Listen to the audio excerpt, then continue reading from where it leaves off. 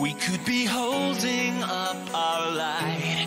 We could be fighting for what's right. Or we could be falling to pieces. Under the bridge of fire burns, somewhere the pages start to turn, and somebody whispers, I need this. I will do anything just to make you see. Don't apologize for what's in your dreams. Maybe this time will be different. It's only us. It's only us. It's only us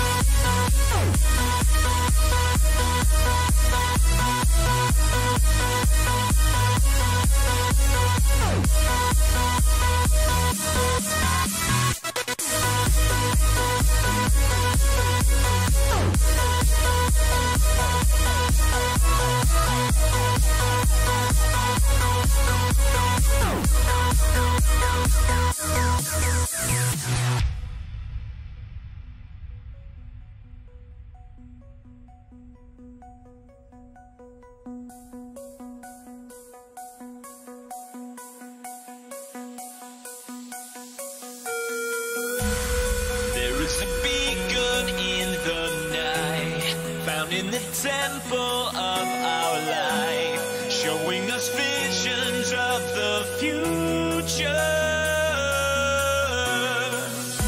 So many faces left to find down in the caverns of our mind. Need you to follow me deeper. I will do anything just to make you see. Don't apologize for what's in your dreams. Maybe this time will be different. It's only us. It's only us. It's only us tonight.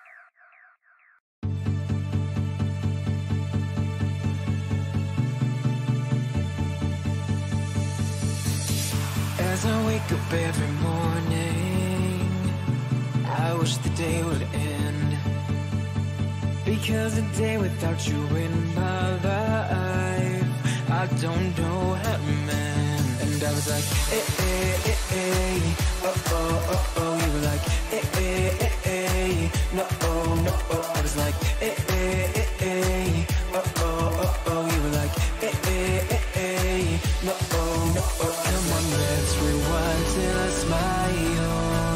That look upon your face. My heart is empty and unguided. I'm blind leading chase. Thought I had a plan with you and me. Was it daring of my own dream, breaking me down to my knees.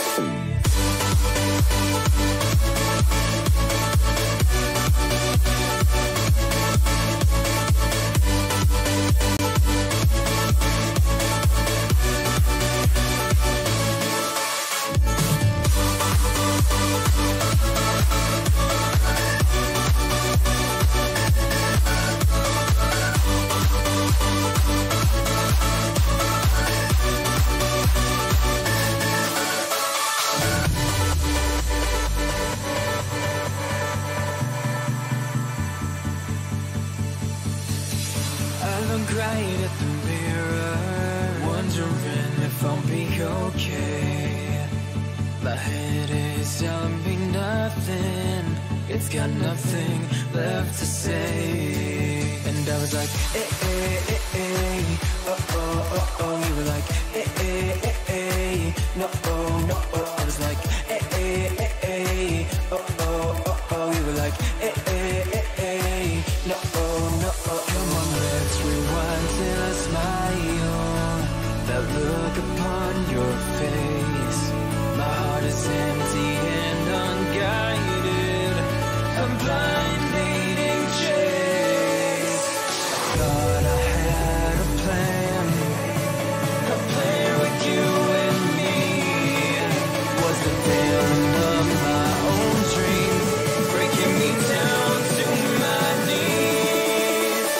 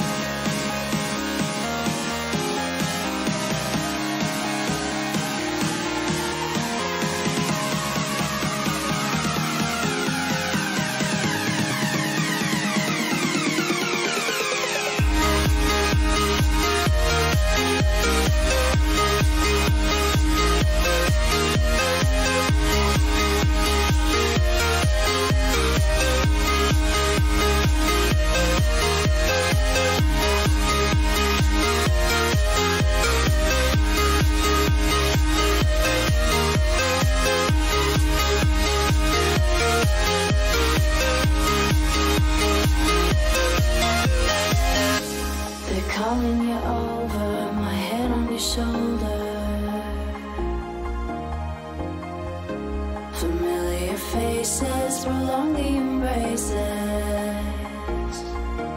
We were always one for the breakaway, but we're nearing chances to wake the day. They're calling you over, their methods are bolder. Time now, reminding ourselves how we were always one for the breakaway, but we're nearing chances to wake the day.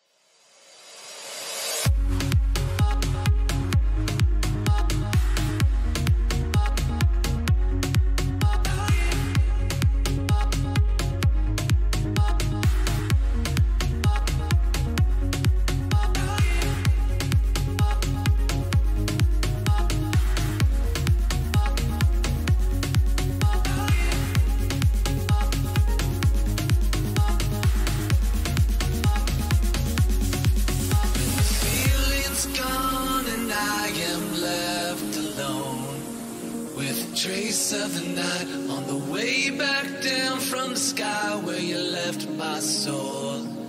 Can you help me fly? I can't resist, 'cause you have got a hold on me. And all these thoughts, when you are here, you light up the dark sides. To live in the night shine, you take my life and light every side. You fade the dark inside. The living light shines.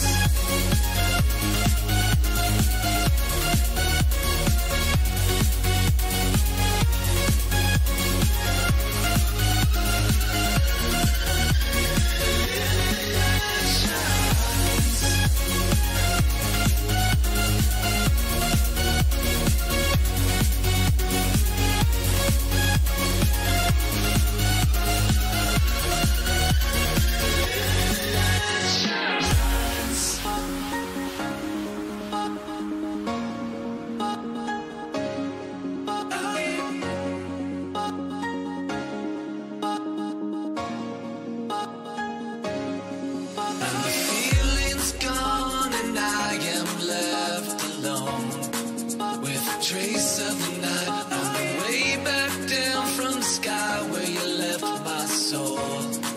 Can you help me fly? I can't resist, 'cause you have got a hold on me. And all these thoughts, when you are here, you light up the dark sides. To live in the night shine, you take my life and light every side. You fade the dark inside. The living light shines.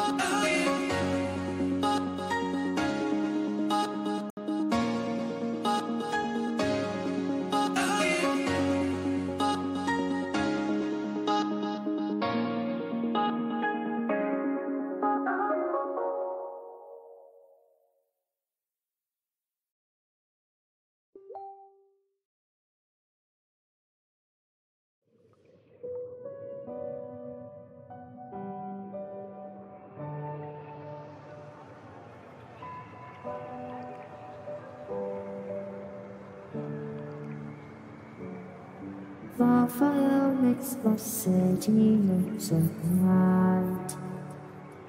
Close your eyes and just stay tight. We have to go. Stay with me while we leave.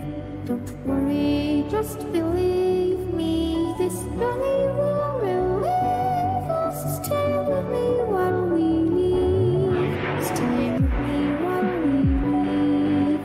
Don't worry, just believe me. This journey will relieve. Stay with me.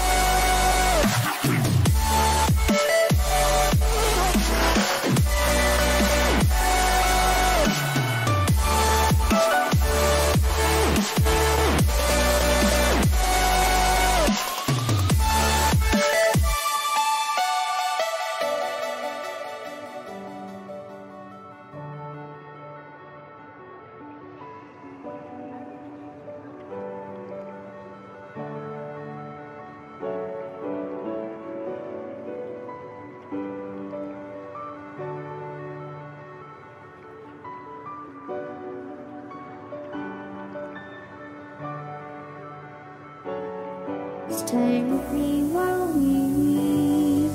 Don't worry, just believe me. This journey will relieve us. Stay with me while we leave. Stay with me while we leave. Don't worry, just believe me.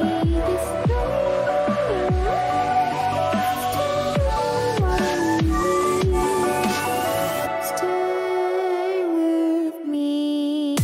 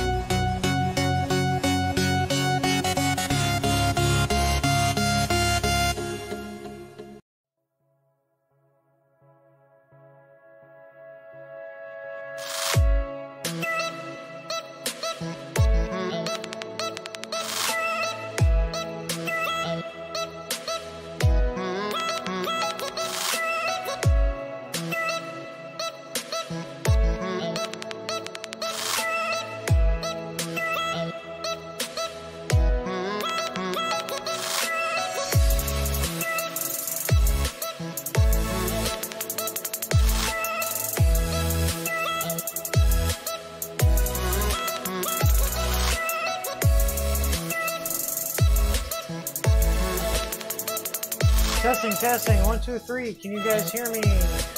Hello, testing, testing, 1, 2, 3.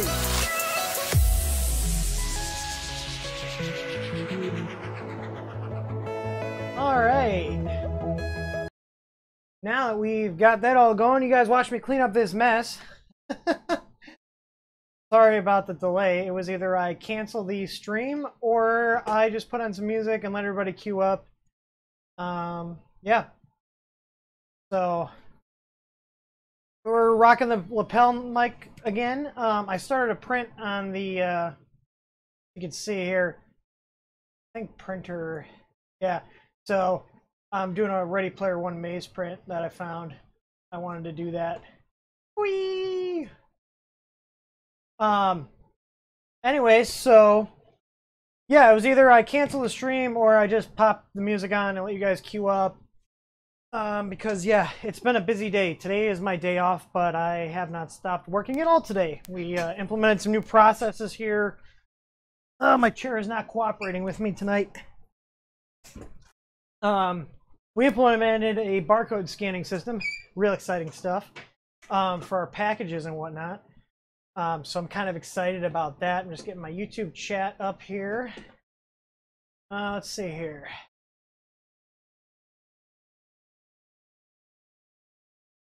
On YouTube.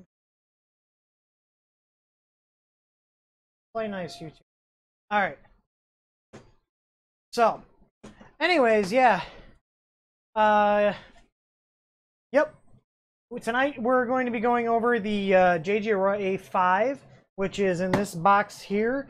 I don't know if you guys know, but the last 3 machines that we've done live streams on, I personally, or I should say TH3D purchased. Ender 3 we mainly did just to get the firmware done and, you know, get that out to everybody. People were asking us for support for our products, for upgraded firmware, etc. So I purchased that one for Amazon. I paid $250 for that thing, and then gave it away to one of my buddies. Yeah, so, and then the U10 was purchased at a small discount. Like, we're talking like under $100. The GearBest gave us off of that. And just a follow-up, in case anybody wondering, you may not be able to see it here, but you can see the U10 is right here, and I'm going to be using it once I get rid of the control box, because as you can see, we're a little tight on space. The Tornado is next to get its control box deleted, and then the S4 as well. So the S4 is in the same boat as the U10. So yeah, but it's been, honestly, it's been a great little machine. Or I should call it little, it's a big machine. And GearBest actually refunded me $50, so not the best, but it's better than nothing if you ask me. So yeah, there's that. Something on my eye here.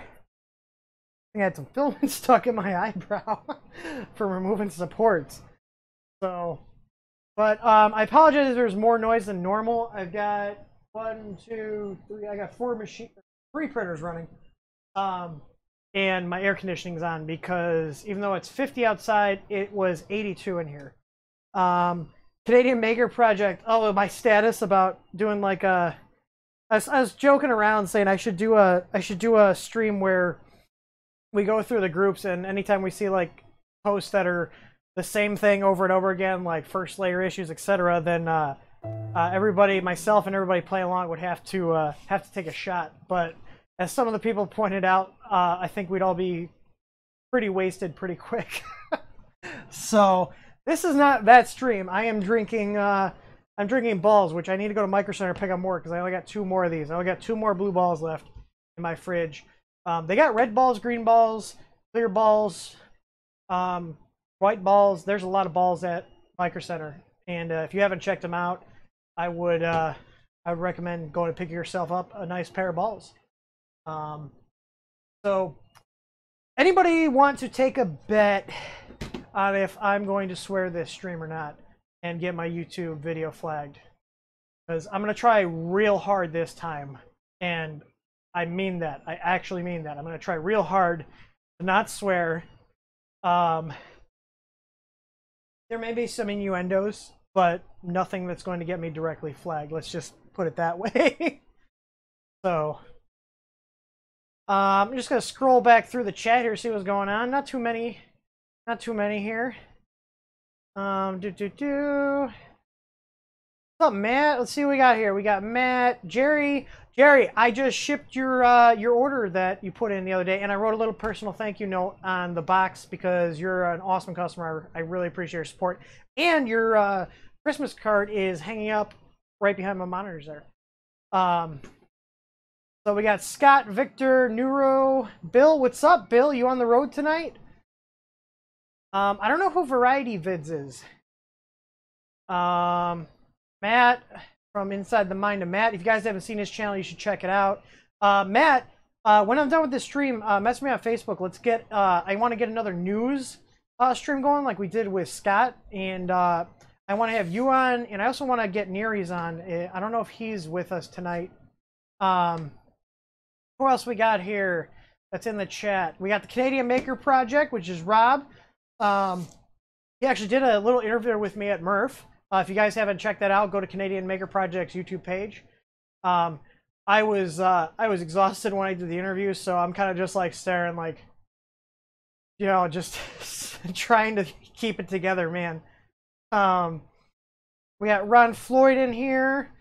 Philip Viscomi, am I saying that right? He asked, what type of shelving am I using? I'm using Edsel racks from Lowe's. And if you guys are typing, I'm getting down. I'm going back through the chat to see what I missed here. Mars on the Racks, don't know who you are, but I think you look familiar. Askewed View 3D. Dude, I see you pop up into my streams. I need to find out who you actually are. Because I see you around. But yeah. Anyways, yeah, Matt, how long could you do a stream for? And Mars on the Rocks, I bought 2 Ender 3s. One was opened, and then I put an easy ABL and a direct wire kit and a coupler in it, and then I shipped it off to our guy Tor in California that helps us out with our support. You know, we don't pay him too much a month because he's kind of just whenever he has time, but I still like to give him little perks like free printers. I think it's the second or third machine I've sent him. But the other Ender 3 I gave to a friend of mine, and he's been printing on it nonstop. As you guys can see, I don't have room anymore. Tonight, I'm not sure tonight. Let's see how long this build goes. Yeah, but oh yeah, to message me. Yeah, just message me whenever. I'll be on tomorrow online, but I'll be replying to tickets and everything. So yeah, I am. Right now, Tim is on a Death to Control Box rampage. Because they take up too much space. When you're trying to pack as many machines into one area like I am here, this is a 170 square foot room. I have 13 machines actually set up. Well, 14. My Photon is here.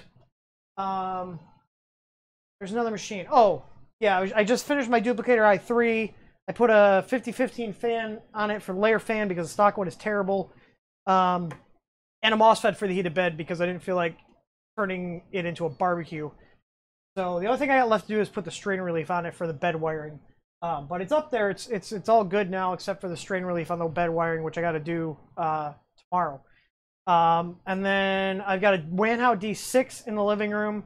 I got this A5. I don't know where I'm putting it. I might stack printers vertically on the desk here because this is just junk. So I'm thinking like the D6. Or no, I probably won't put the D6 on the bottom. I'll probably put the A5 and then shelving and then the D6. So I'll have 2 machines here and then my resin print. So I got a coffee maker, Tyzome, and I got a Keurig here. I need to actually talk to Samantha, who's my wife. She's my business partner that helps run TH3D. I gotta see if we're gonna just attend ERRF. We do have a place to stay, as one of our old coworkers lives literally like 10 minutes from where it's taking place. But I don't know if we're gonna go as an attendee or if we're gonna go as a sponsor. So I know they got a lot of sponsors. We might sit this one out because I think we're probably gonna fly. It's on our list. We've got a long list of things. we've had just so much stuff to work on. Like we tried to open like what was I gonna say? I tried to open. Lost my train of thought. I have no idea. Anyways, I'm rambling. Let's get on with this and make sure I don't step on my mic. And yeah, so I've already cut the box just to make sure everything looked okay. Because this came from Amazon. I didn't know if I was going to get around to interviewing it. You know, a week from now. I think I got this about a week ago. If I was going to get to this a week from now or a month. So, yeah. Let's see what we got in here. Standard fare. We got our styrofoam, and I like this better than the some of the other stuff I've gotten. Let's see. Let's take out all the little stuff first. We got a little roll of filament. Looks just like the Creality CR10 one.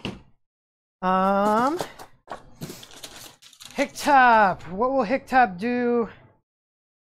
Okay, so return defective 3D printer. Just basically, oh, seller, buyer.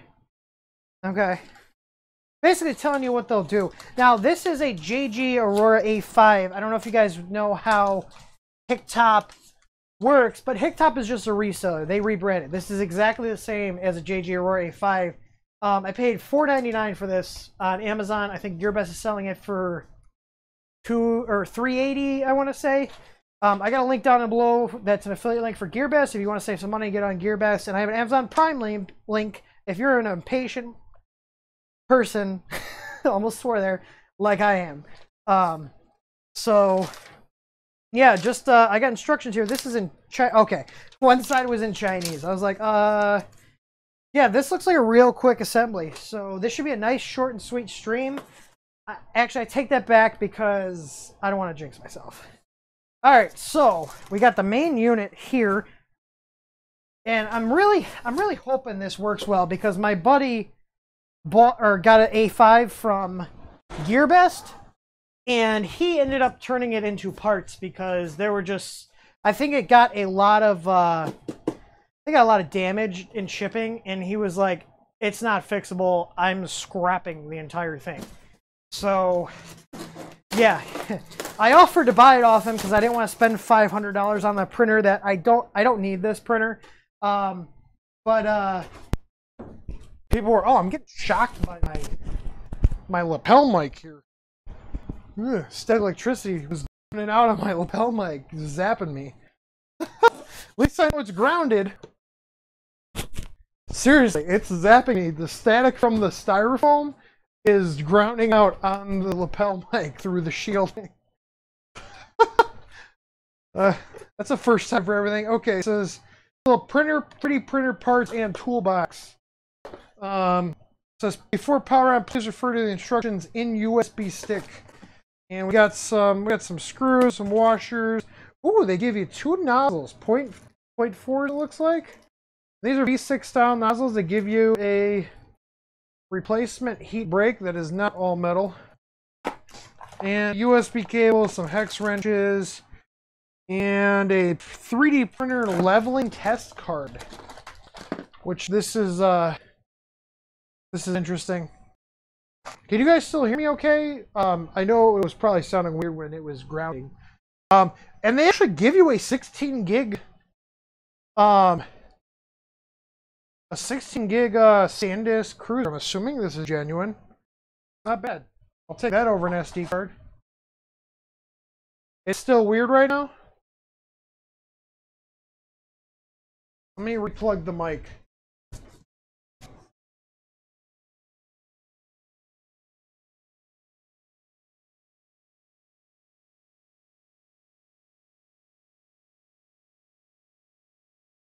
Here. Hello, hello. Can you guys hear me? Hello, hello.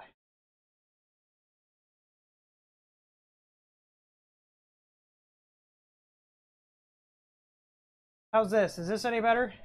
How are we sounding? Is this any better? Okay. I just replugged.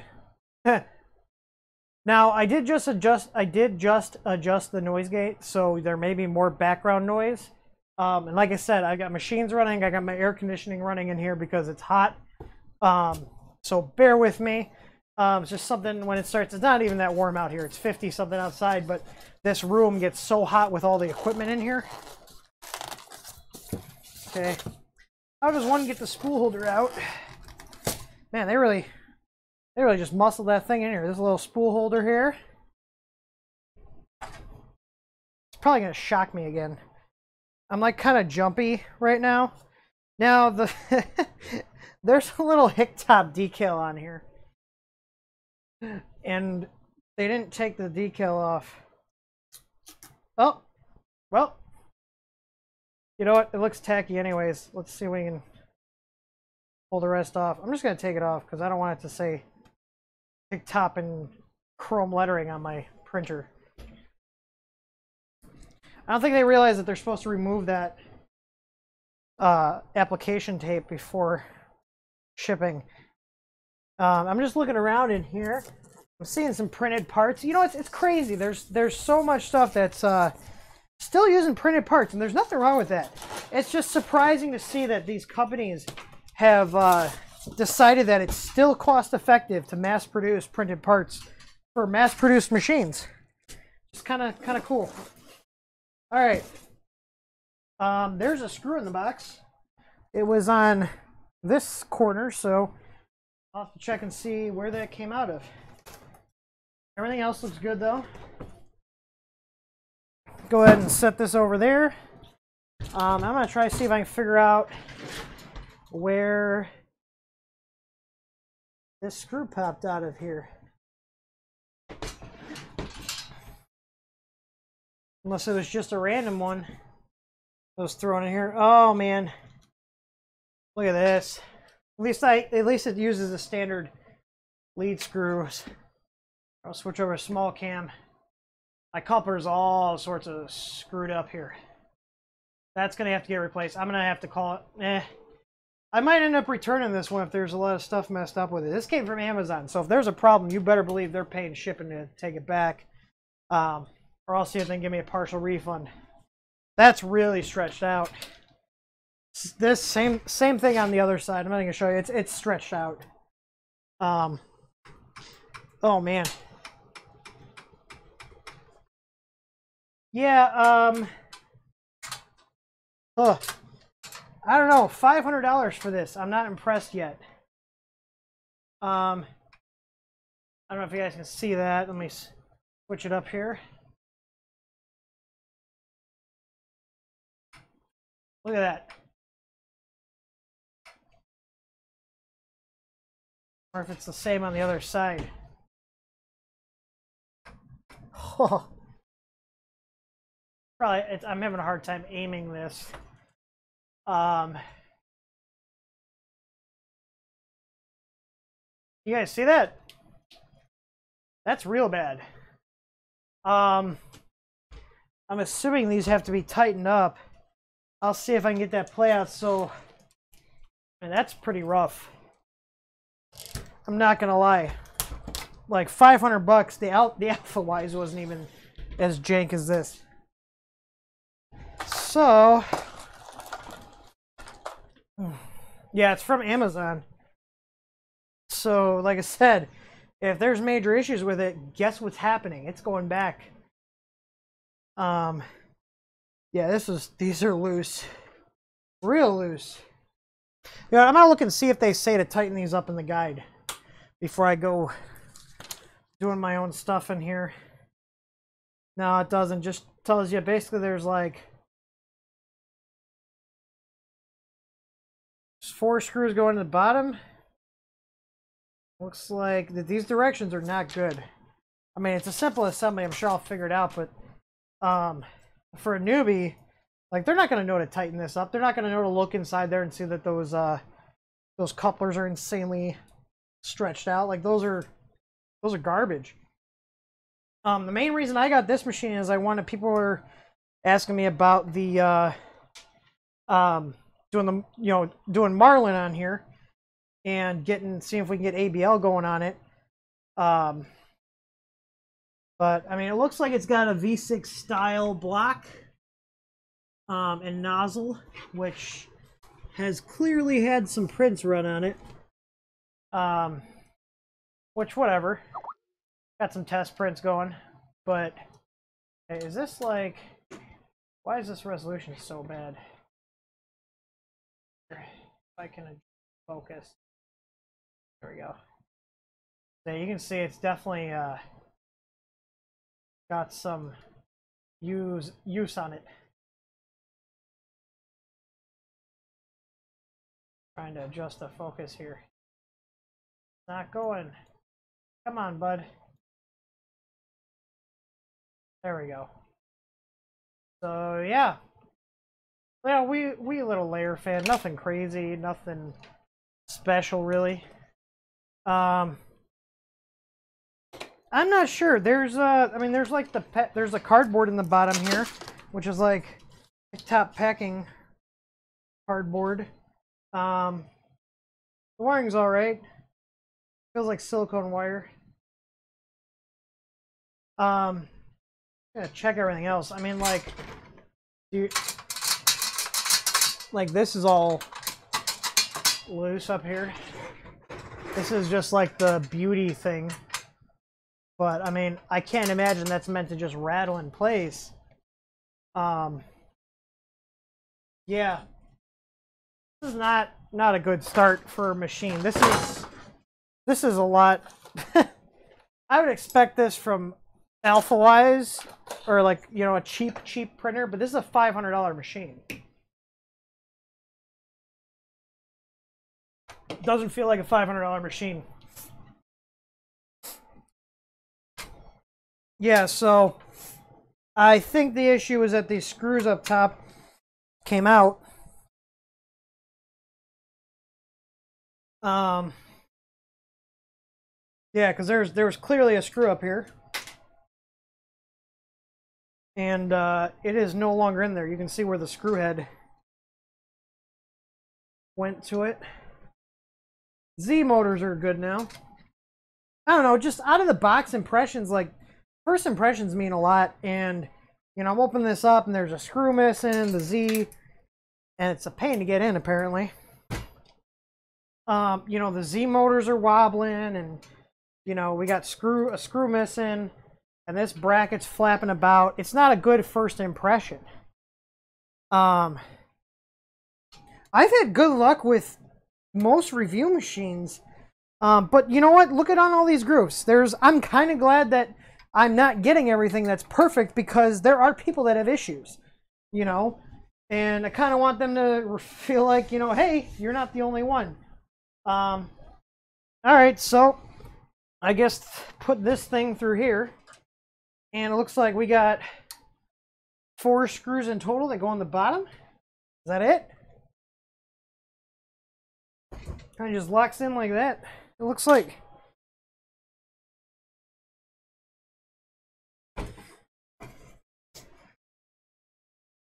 Question is, how do they want you to hold this dang thing while you get it all lined up? I mean, it sits in there pretty nice. Should have grabbed the screws before I did this.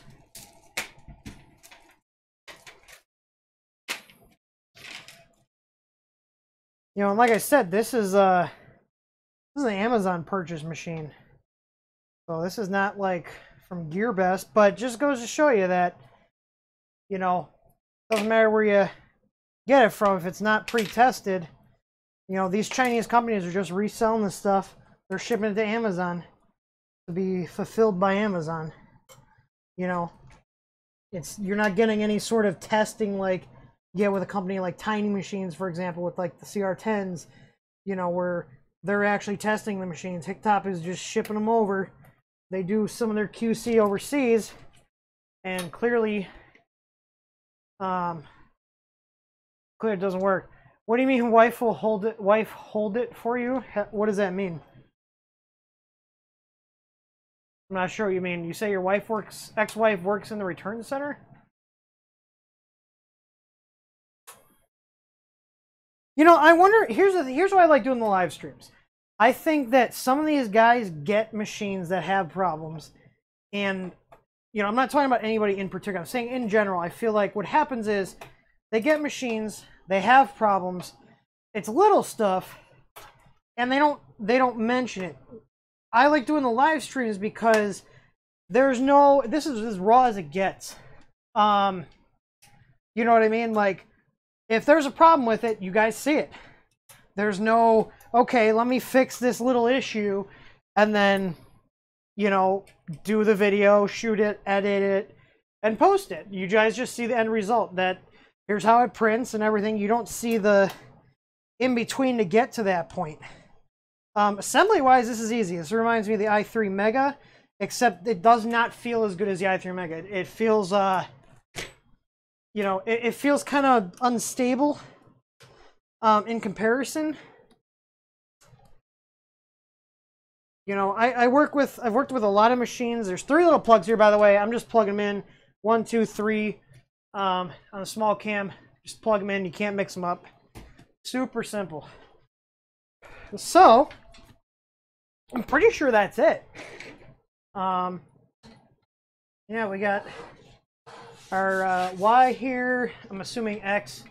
Yep, their X home's this way, so min. All right, and JGAurora did actually release their source code, which is why this is on the channel. Otherwise, I would have just bought this and you know, worked on it and probably sent it back, honestly, once I got everything I needed to do the firmware. This might go back. I don't know. I'm not thoroughly impressed with a machine that's $500 and having issues right off the bat. And actually, oh.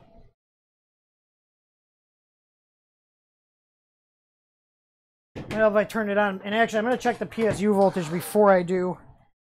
I'm assuming there's a switch on it somewhere. It's all the way in the bottom. And it's on 115. Okay, so we're good. All right. Let's see what we got here. I turned the power on.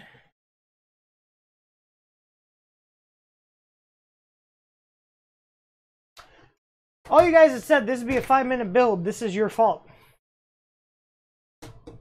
Literally your fault.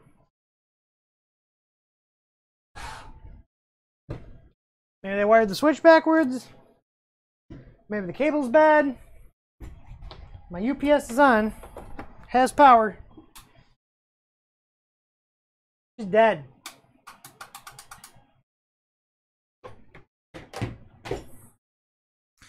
Well, I see what my buddy means by the A5 is your typical Chinese printer. Yeah, we're 100% dead. Nothing's happening. Nothing's happening. Trying to see if I can see anything like through the access ports here, because there are some. The only thing is, like, how the hell do you get into this thing? Do I have to take this entire thing apart? Because I don't know if I want to do that. Maybe not. 1, 2, 3. It looks like you take the bed off, and we got 2 screws here. All right. Well, it's not the voltage says on 115. I'll move it back and then forward, so 230 and around 115. Let's see if just moving it did anything.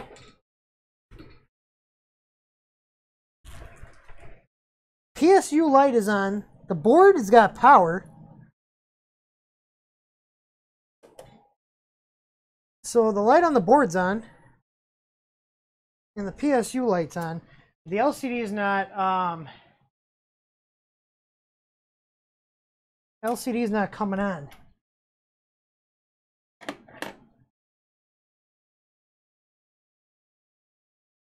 There are a couple cables going to said LCD.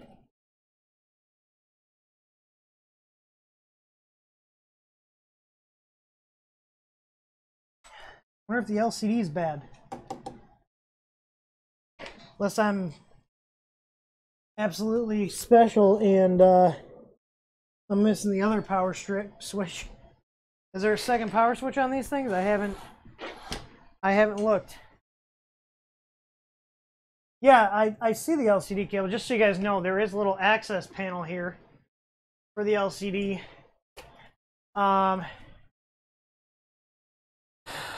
Let me see.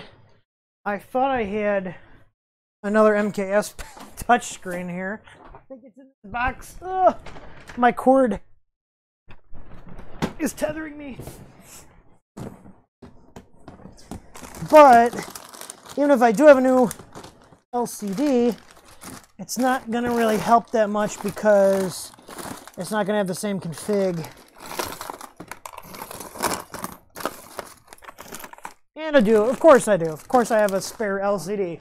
The exact same one that is in here. Alright. Wait for the lights shut off. Lights shut off. Alright, let's see if this turns on my LCD. Same exact LCD.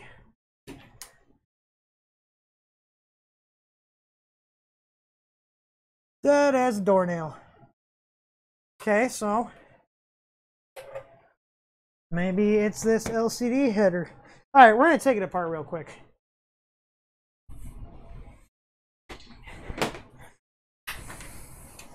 Okay, JGAurora. This is JGAurora quality. This is what you pay $500 for. So, can you tell I'm a little irritated? Because now I got to box this back up. And like,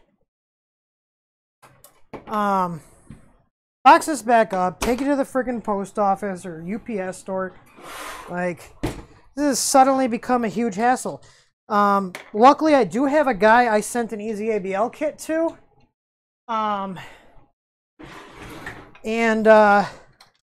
He's got an A5. I was just kind of impatient. I was like, you know what? I'm going to get one and work on it.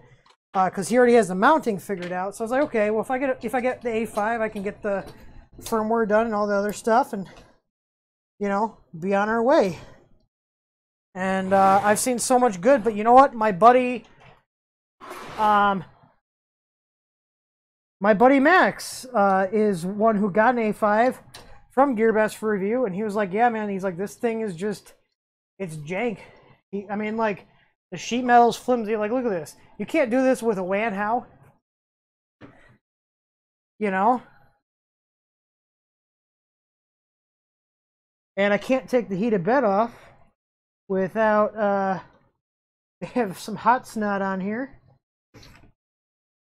That's what I'm saying, like... Alright, let's take this heated bed connector off. There we go. Heated bed's disconnected. Alright.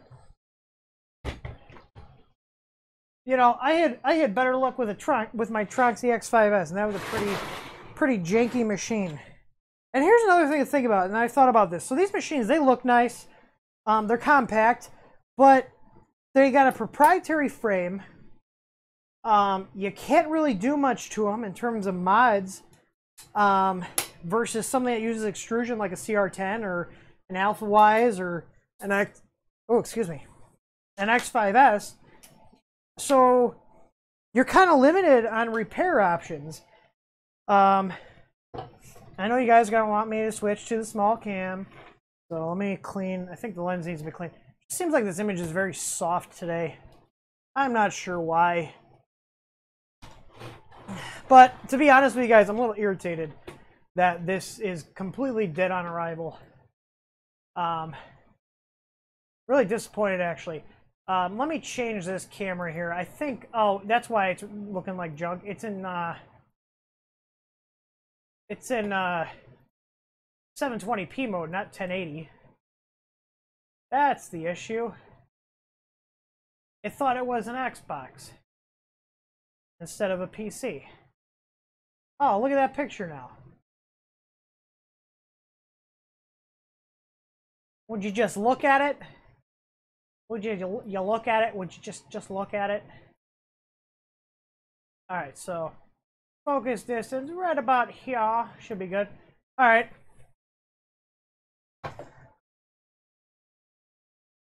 I'm gonna take this back. You know, you want to talk crap, but you can't lift this box, so I'm going to have to take it back. Or if I make you take it back, you're gonna ask the poor UPS guy to help you get it out of your car, because we all know you can't carry it. Oh, look at that! Bam! Money shot! Look at that! Look what's disconnected. Would you just look at it? Look at it. That'll do it. Hey, at least it's a standard board, though. Just look at it. Look at it. Let's see. You know what? I'm still gonna complain to Amazon. And be like, yo, this was broken, yo. I want, I don't know, $100 refund. I just fixed this machine.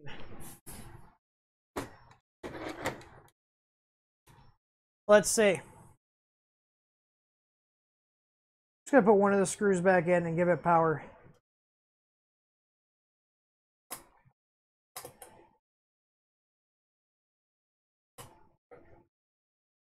I'm using too small of a screwdriver here, or hex wrench, I should say.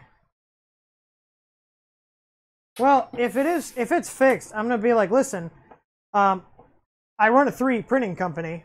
I fixed this printer. So either you give me a discount of what it would be sold for on like a warehouse deal, or I'm sending it back. And then I'll unfix it. Like, that's not right. And guess what? I got this whole stream to prove it to them. If they're like, well, where's your proof? Here. Live stream. Can't argue with this. You know what I mean? I have a feeling that was it.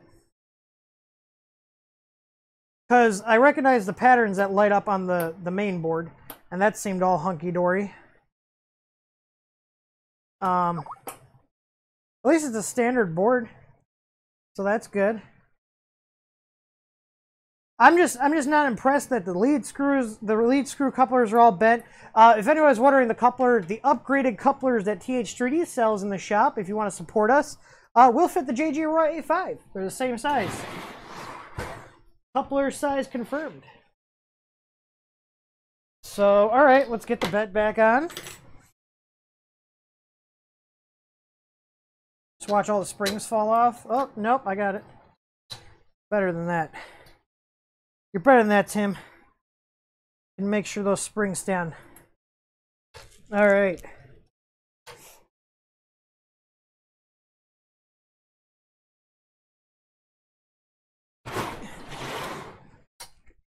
Well, like I said, I'm serious. If Amazon will not give me a refund, or Hicktop or whoever would issue it, I don't know. I'm going to have to replace both the couplers. That would cost me $10 plus, let's say, a half hour to swap them out. Maybe more. They're pretty. Actually, I'm probably going to have to take this apart to get those couplers out. So I'm just going to tell them, hey, listen, this stuff is really. There's a few things wrong that are major issues. You know, one, the LCD didn't even turn on. And two, I got to replace these couplers. Now I can do it. And you guys can, you know, compensate me by giving a discount, or I'm going to send it back and then they're going to eat shipping. So it's pretty much how it is. You know, this one bed wheel will not go back on all the way. It's kind of a slick design. Not sure how I feel about it yet. Like I said, it looks cool, but in terms of doing upgrades to it, you're kind of like limited a little more because you got this form factor. All right, let's see if Tim fixed it.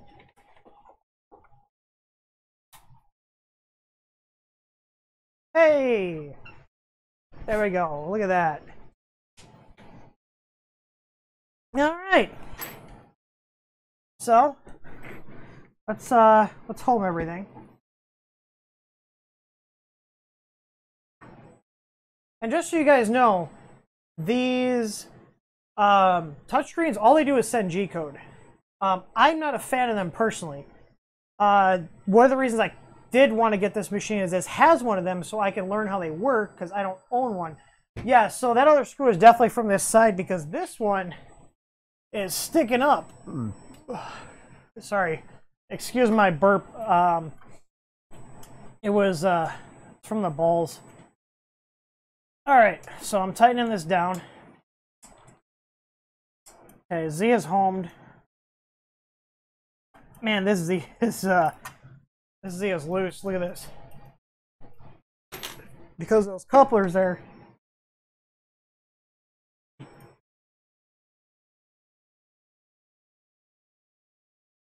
All right, so let's see what we got here. We got a level option. Let's do our leveling here.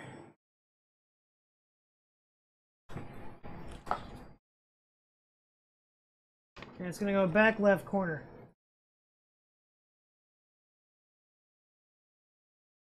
All right. Like we need to come up quite a bit.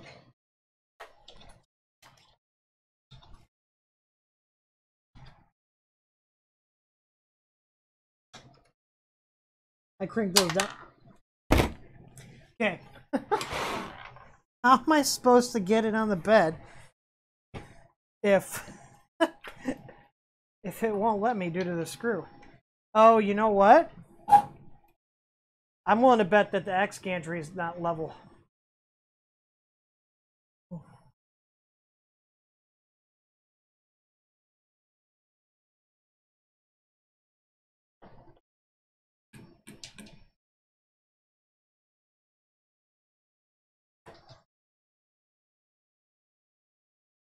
From the balls, BAWLS. It's an energy drink. It's carbonated. It's soda. I just drank one. Yeah, and plus this, why is this? This is not going on.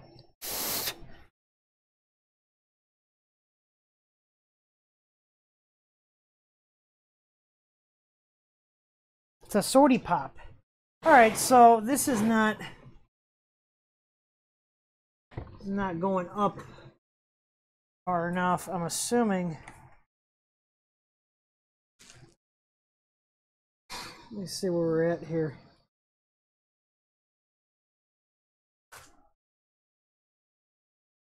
Yeah, this side is way too high.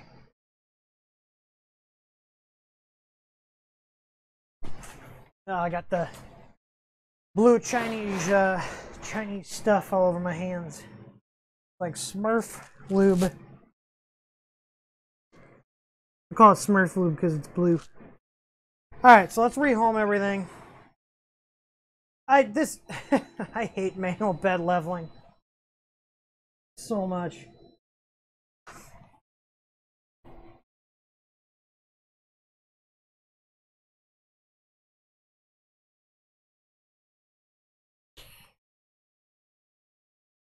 And go here, let's try level. Alright, let's go to the first point.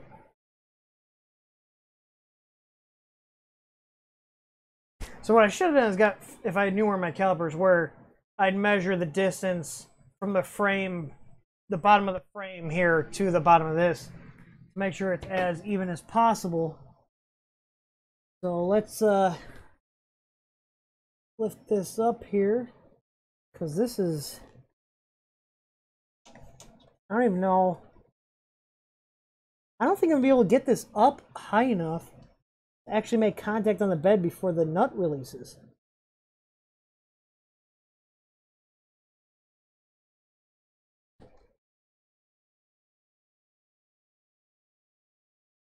And we're getting close. Might cheat a little and push this down a little more.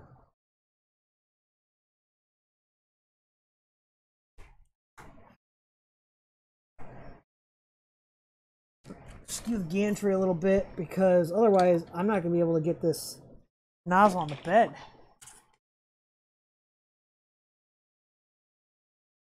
There's no the end stop is not adjustable. All right, so I got the nozzle here.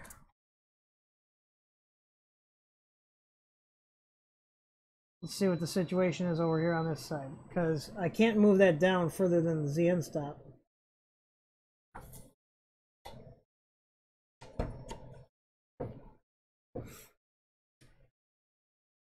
wonder if this subframe is bent. And that's why I'm having issues. I'm an idiot. All right, let's start over.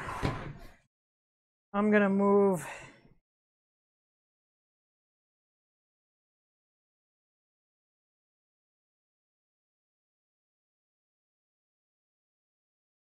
I forgot to put the.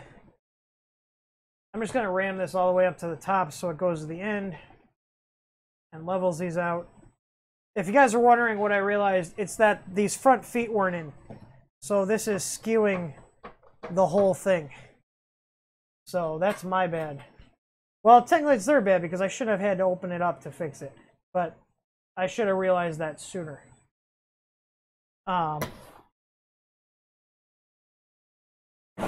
And now the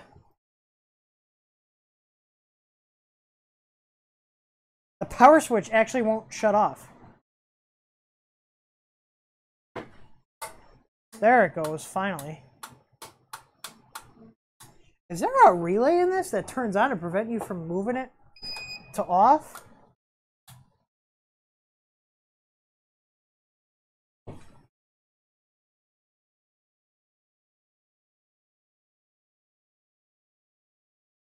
Alright. Alright. No, the power switch definitely was malfunctioning a little bit there. Because I couldn't shut it off. Alright. It would help if I put the feet back in because these hold the frame to the top of the frame to the bottom of the frame. So that was my fault. That's why the nozzle wouldn't reach. I was really confused. I was like, there's no way that this is not reaching. It can't be that much of an oversight. That was my fault.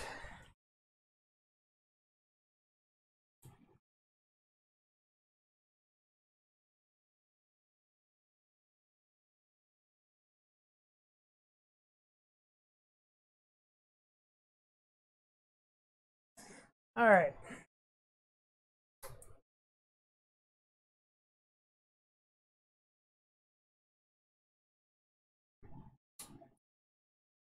Now that everything's fully assembled, let's try that again. Third time's the charm, right, guys?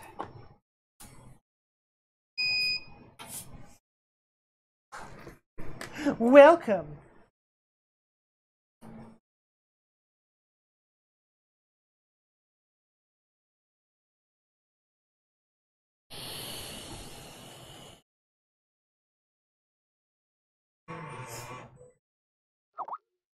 Yeah, so now I know my X gantry is level because it's even at the top. Kind of cool seeing this 3D printer. Like they hide everything. They don't want you seeing the innards of it.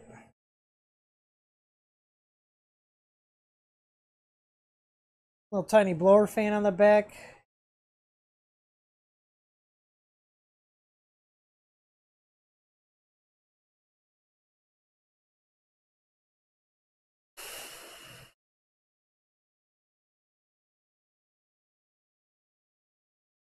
All right. Okay. We're good now.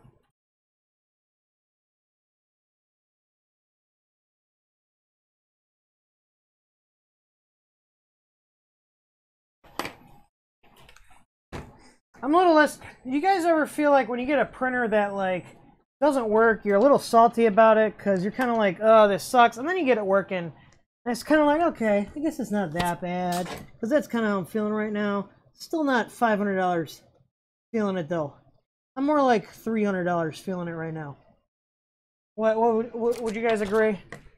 I shouldn't be having to mess with any of the stuff I just had to mess with on a machine that's $500. For a couple $100 more, I'll go buy a Prusa. All right. Hey, look at that. Okay, we got this corner. We're good. Yeah, it's the couplers. The couplers are the reason why it's wobbling.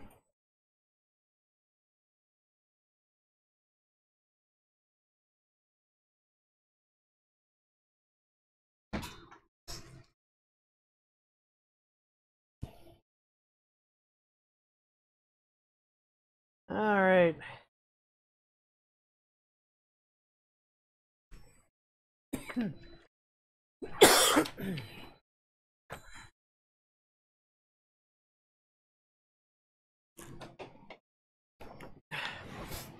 So I think what my game plan is going to be is I'll call Amazon, be like, listen, this didn't even turn on. You know, I run a 3D printing company. I fixed it, but there's other issues. What can you do for me? And if they're not willing to give at least, I don't know, they'll probably cost them, what, 50, 60 bucks to ship this back. So if they're not willing to fork over at least 100, because I can buy one from GearBest for 380. So if they're not willing to fork over at least 100 bucks, it's going to go back. Let's see how the center is.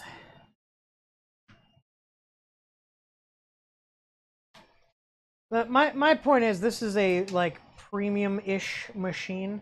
Okay, so I leveled all the corners, but the center's still off. So this is the joys of manually leveling your bed. This is why we sell so many bed leveling kits, because this is just god awful. Yeah.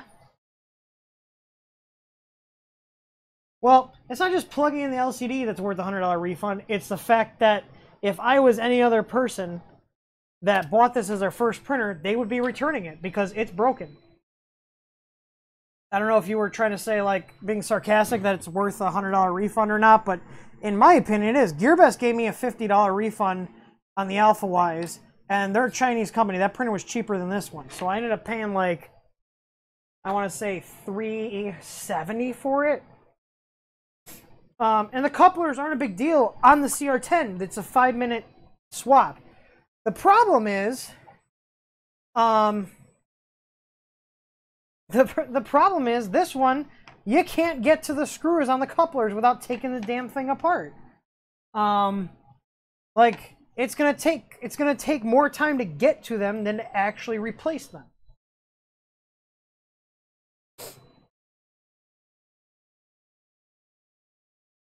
Saying now, this corner is a little high. All right, let's see how our center is looking. You're hitting what clips, Jerry? I'm not sure what you mean. Okay, center's decent. All right, I think we're good to print. I'm gonna home everything, and we're gonna make sure everything heats up now that our bed's level. And I'm gonna install the spool. I'm assuming this goes over here. It looks like. Yeah, I'm not sure what you mean, Jerry.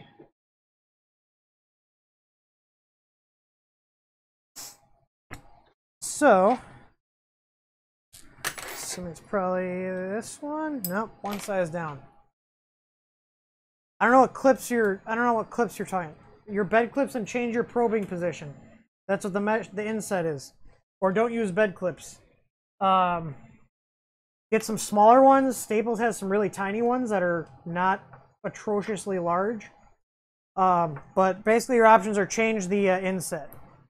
I did not mess with it. I've been so busy. Scott's looking into pausing on an end stop trigger, which is really what that board does. So theoretically, once that's implemented, it'll work. I haven't had time. I'm overworked as is. Today is my day off, and I've been working all day, even though I haven't been on our support tickets. Literally been working all day. I do not get a break around here. This is my break. This is the closest thing I didn't get to a break at this point. So, but Jerry, yeah, check your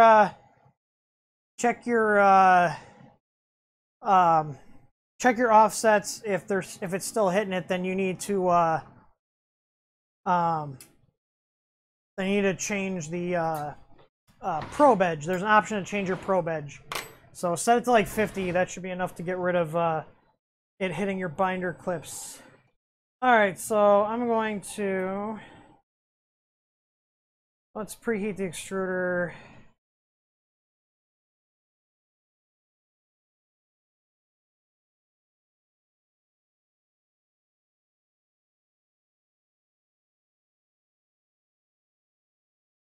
I'm not a big fan of the touchscreens, to be completely honest. I'm going to go to 210. Set the bed to 50.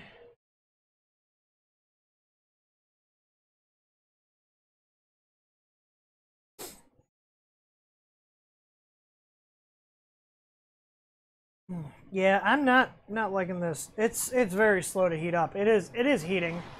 You can see the stuff turned on the boards. It is heating.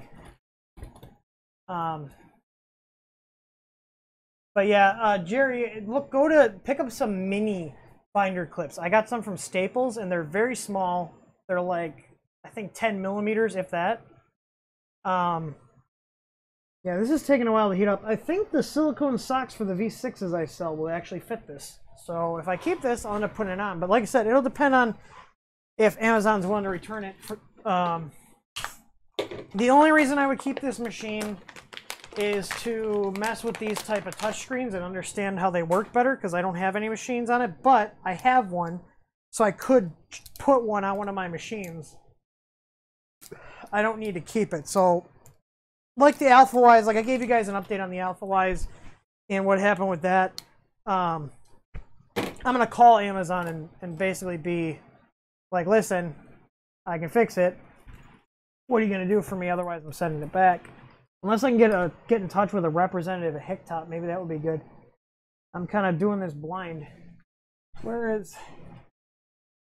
I need to load this extruder. Oh, it's just a pressure fit. That's weird. Not sure I feel like about that. The build service is like Ultra Base, which I've heard hit and miss stuff about. It's like some people have nothing but luck with it. Some people have issues with it. I just use my build services. You gotta be kidding me. The filament broke off.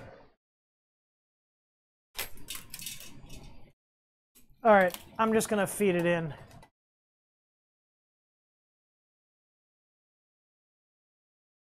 Did you like order an Easy ABL before I even had the U10 supported? Havoc? Did you just assume that I was gonna... I mean, I know I said I got one, but I'm surprised people bought it before I actually had the firmware on the site. Okay, I heard popping, which means there's stuff coming out of the hot end. Okay. See, here's the thing. At a glance, I can tell what my bed and everything's at on a regular screen. On this one, you have no idea. I don't know. Touchscreens are, I'm sure if you ask Scott too, he'll tell you too. They're not the greatest. Like extrudes on a separate option.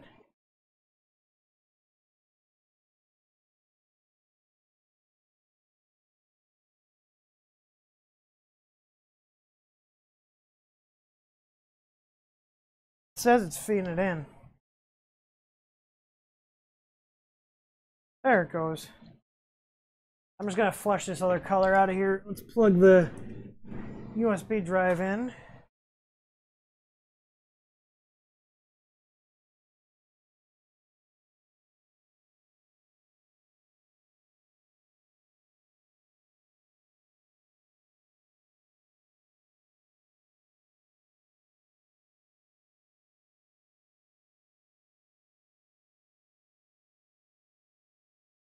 Well, this thing will really church the filament out.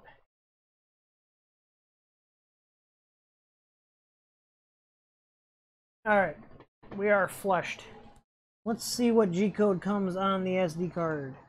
Or in this case, I should say USB. Ooh, that's hot. Alright. So, let's go print, I'm assuming. Choose file.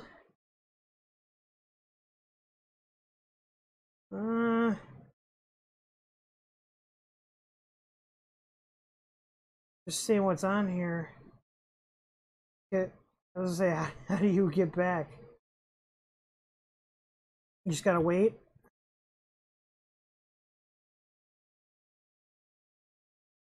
Yeah, so there's nothing on here. We're preheated, but there's nothing on here. There's no options and more. All right. I don't think USB-C will be a thing on printers. There's no reason for it at all. Why would we need USB-C?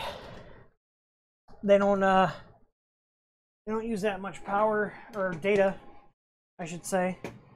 All right, what are we gonna print, guys? So we got our chat going here. Close out all my other crap.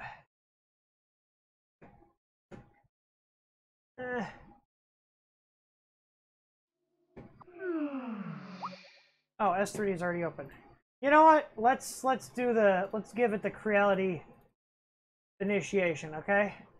And you know what? I'm gonna use my probably CR10 mini. What has a V6 that's pretty stock? I say probably actually. Well, not pretty stock. That one's not pretty stock. Actually, my start would probably be the closest, just with a bed size change. So I'm gonna save as new. I'm gonna call this JGA5. And then I'm gonna go ahead and cancel this. So I already have a new profile created, just make sure that's still there. Now, A5. Alright, so I'm gonna change my script here. Obviously, we're not going to need any of this stuff in here. This is for bed leveling.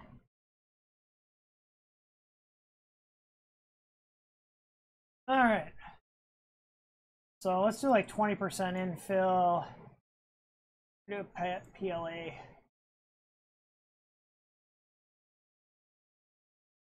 Oh, it's changing my.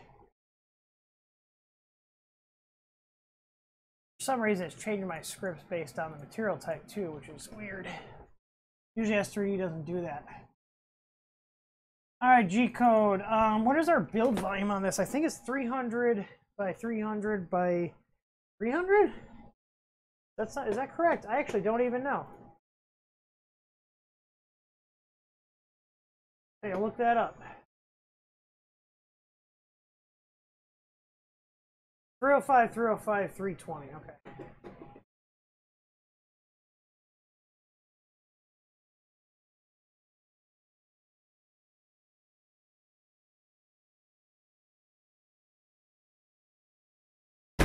Whoop.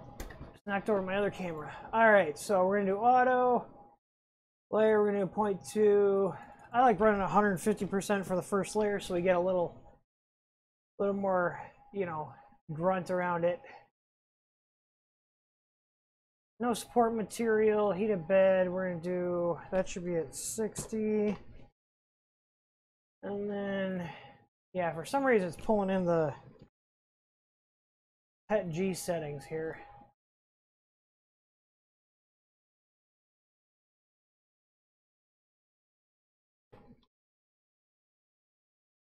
All right. So let's center this, prepare to print. And we're going to save this to the USB.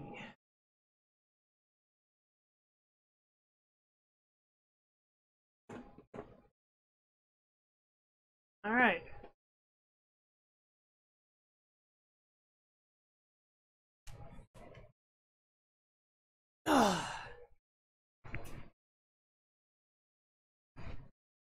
What's the F3D PCH poster?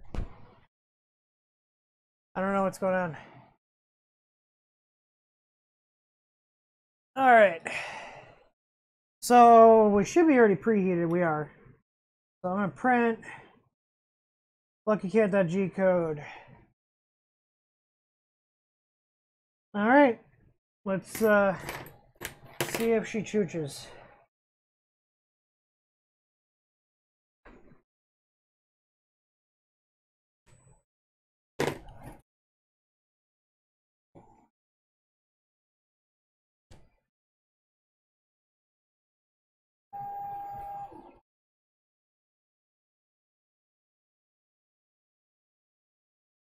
A little high in the center, but I think we should be okay.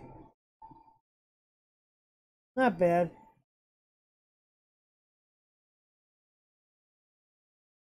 All right, so now we're back. We're printing. So recap here: the LCD was disconnected. My Z lead screw couplers are completely shot out of the box. But everything else looks to be working pretty well.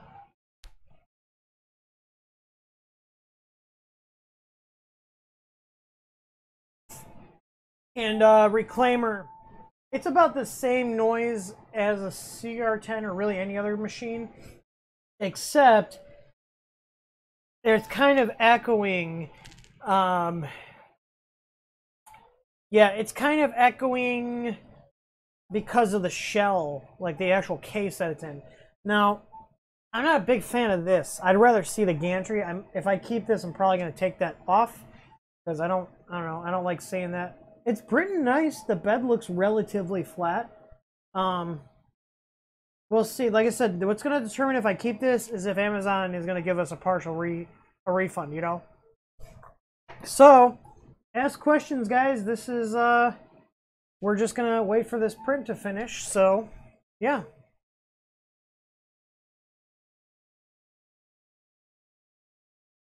The LCD is made by MKS. So it's just a board you can buy. It's closed source, but you can change how it's set up with a config.txt file.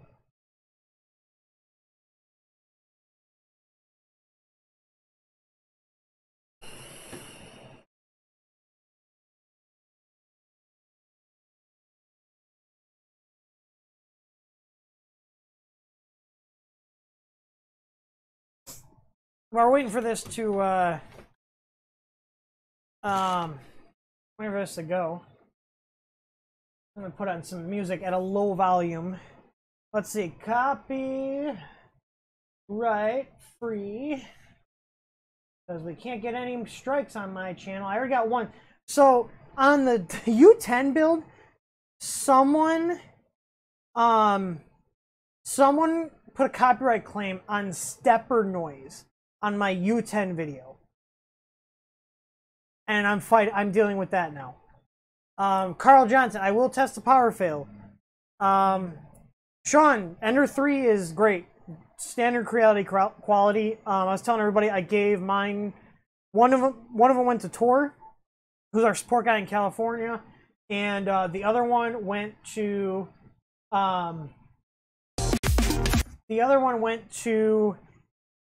my buddy who is only an hour from me, so I didn't have room for it, and the printer that small, well, it's not small, but in comparison to other ones, it's small. So how's the music level here? Is this too quiet or too loud, too quiet? Let me know.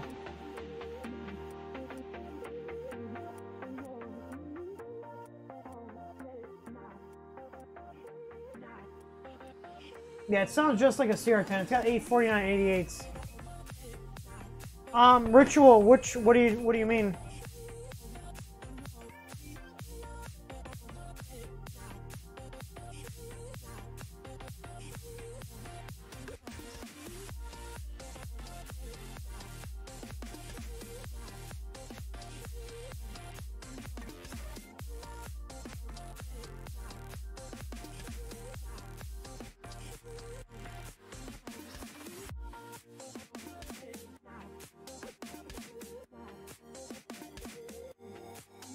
Yeah, the touchscreen I want to actually work on and see if I can get it fully functional. Yeah, I was looking into making one. I got the one from the U10. I was gonna look and see if we can just buy because it does what I want it to do. Music level good? Okay. I mean, it's better. I know a lot of people just put this on in the background, so it's printing, despite the screwed up lead screw couplers, it's printing pretty good. I'm gonna let it finish this third layer, and then I'm gonna pull the power. You guys said that, I'm pretty sure this has power to it. Someone else said that too.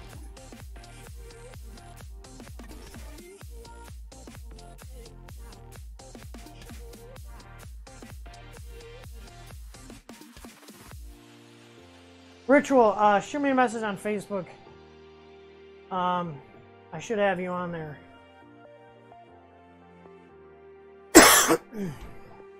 The bed is belt driven. So yeah, we're just hanging out right now. Send me a message because I have like a million messages here and it'll pop up towards the top. I've just scrolled through. I didn't see you on there. I don't want to say your name on stream. I have my messenger up right now.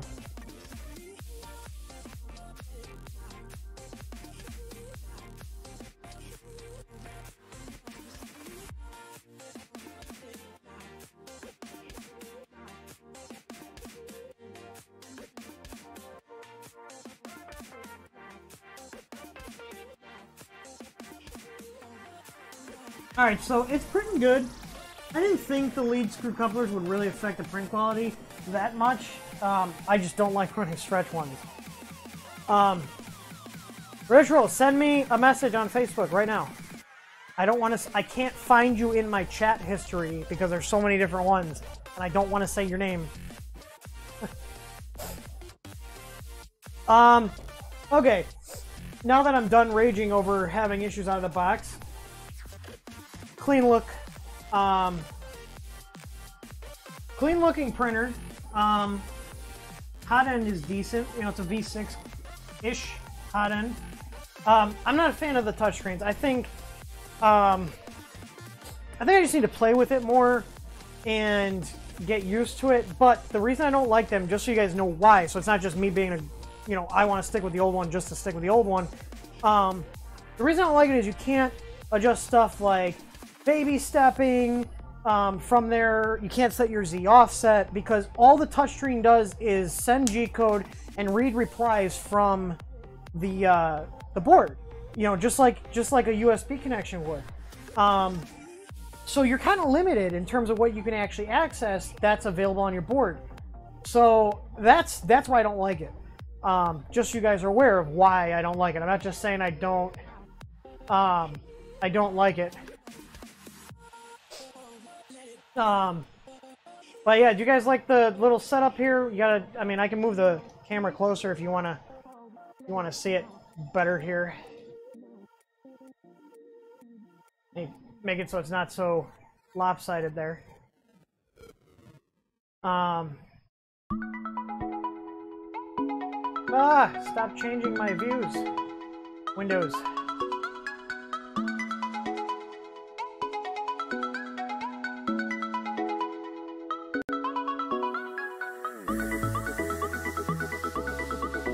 Yeah, I mean, I don't like the touchscreens. It's just, it's gimmicky. People want a touchscreen. They want to have a touchscreen on their printer. It sounds cool. Like, man, this printer's got a touchscreen. What they don't tell you is that it's just, you know, it's literally just G code. It's pretty nice. The infill's a little weak, but I am printing, well, it's not terrible. I could tune the profile a little better. This is based off of my smart profile, so which has a V6 hot end on it, which is similar to what this has. So, we're gonna go ahead and.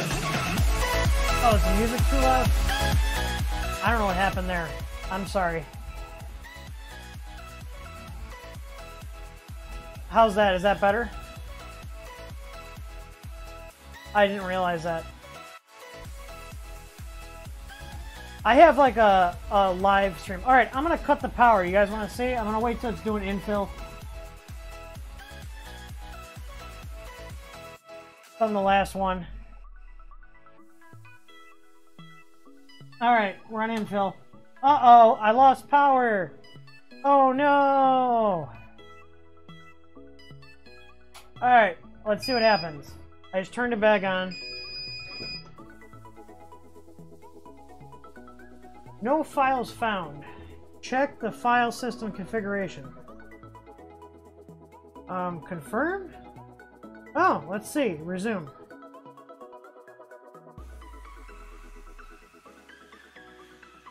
I'm assuming it's just going to heat everything back up.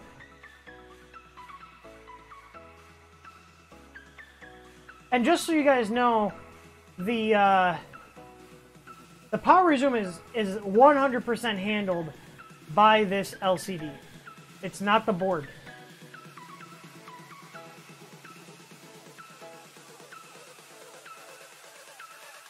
So it's homing X, it's homing Y. The bed did not heat back up though.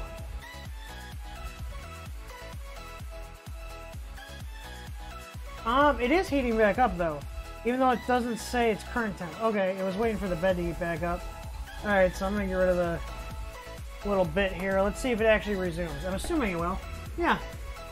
So it works. And like I said, it's because the power resume is handled by the LCD screen. It's not handled by the board.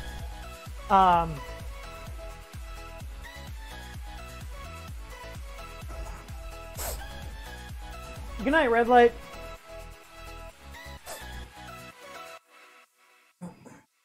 It's got a little tiny capacitor on there that has enough power. So I'm not a big fan of power resume. I got a battery backup if my power goes out. I've not implemented the power resume that Creality released. It's still not in Marlin yet. So once it's in Marlin, then it will be.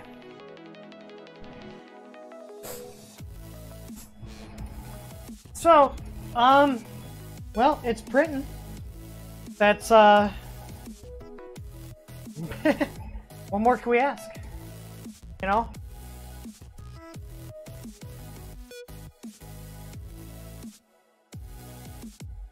Anybody got any questions?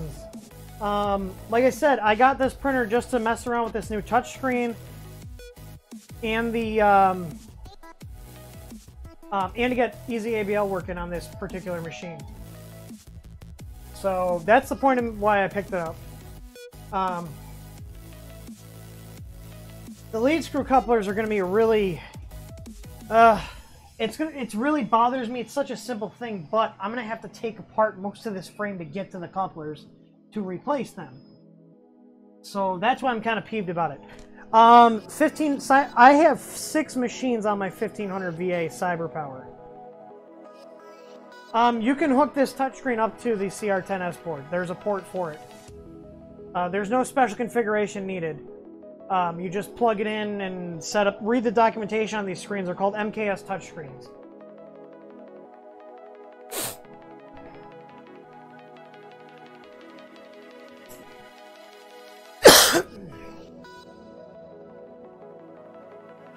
My TiVo is actually doing a print right now. It's making a little box.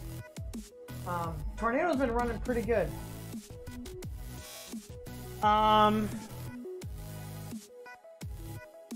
What do you mean the 300? I'm not sure what you mean.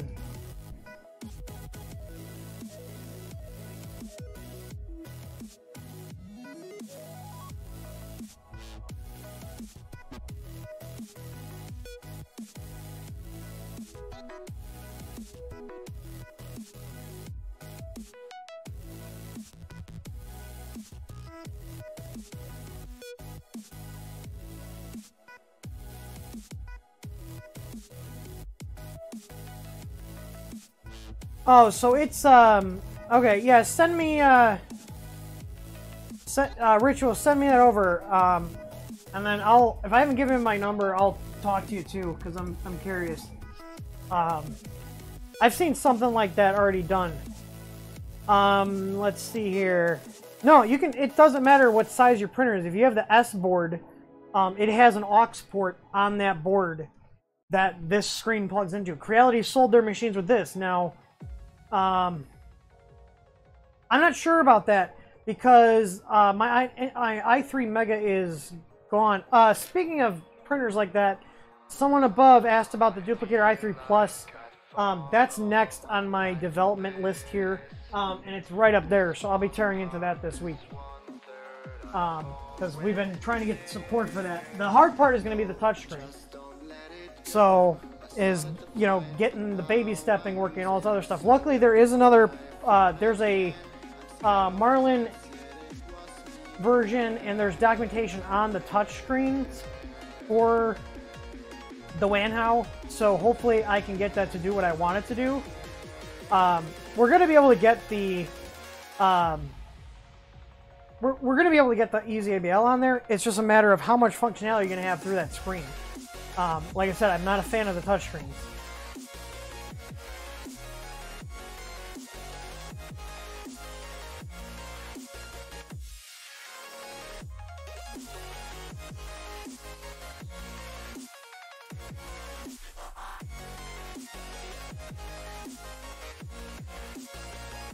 I have to check the pre-orders. As soon as we hit 20, I'm placing the order for them. Basically, if I can get at least 20 people to order them, I can order 25, and I'll about break even. So what I'm trying to avoid, and why we're doing a pre-order, is because a lot of people said they wanted them, and then when I finally put the pre-order up, there hasn't been a huge demand. So I don't want to order 100 of these boards because people told me they wanted them. So I tried to get them. And I don't want to get stuck with them, so that's why I'm kind of I don't want to put a ton of capital because they're not cheap. Like the price you guys see on my site is like $10 over cost if I order less than 50 of them. The only way I get a good price is if we go over 100, but I don't care if we make only $10 on a board because we're gonna sell other stuff to go along with it, like extra hot ends, 2-in-1 adapters. So we'll make our money on the accessories. I don't know what business practice it's called, but it's very common. To like sell something at a low or even a loss, and people will buy other stuff from you, if that makes sense. Yeah. Carl, so yes, baby stepping can be done from the screen because the new 118 release supports G-code baby stepping. What I'm saying is that to set the Z offset, to key in that number, like, let's say my offset's -2, I can't key in -2 and then have that value get sent to a G-code M851 -2 and have it take that value I entered in from the LCD and push it over to the G-code, if that makes sense. But what I think we can do to get around that is by using the feature that combines baby stepping and the Z offset, and that's something I want to test on this machine here. If that can, then if that works, then we'll be fine. Yeah, not offset. So yeah, it might be one of these things, because I know the A5, a lot of the guys have been playing around with the infrared probe. I'm not personally a fan of it, not because I sell my own competing type of system, but because it's very selective on what types of beds it actually works on. Certain types of colors, mirror, glass. If you have glass, you got to paint the back of it. You know what I mean? So, that's why I'm not a fan of them. I go with a solution that works well on a broad range of stuff, and that's what I sell. So, the part coolers are on the back here. Let me see if I got enough cord here on my small cam. It's just got a little dinky one.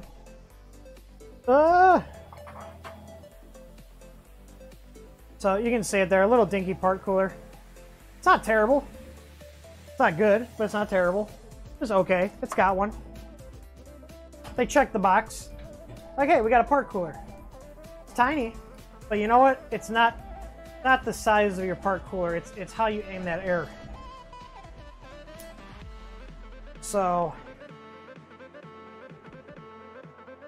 yeah, so the thing is, with the touchscreens, I need to play with it. This will be, if I keep this machine, this will be the machine that has it. If I'm not going to get a decent refund because of the issues I went to it, honestly, I'll undo what I did and send it back, because that's not right, And I mean, we're going to write this off in the business if I keep it, but on a matter of principle, it's like, okay, you sent me a broken product, I fixed it, you should give me some sort of refund. Because it's either give me a refund for the time to fix it, or you're going to pay to ship it back. So, and I have we have it all on video. So it's not like they can go, oh, well, you broke it. Everything's documented. When Gearbass asked me what the issue was, I just sent him a link to the stream. I said, here, it's all on video.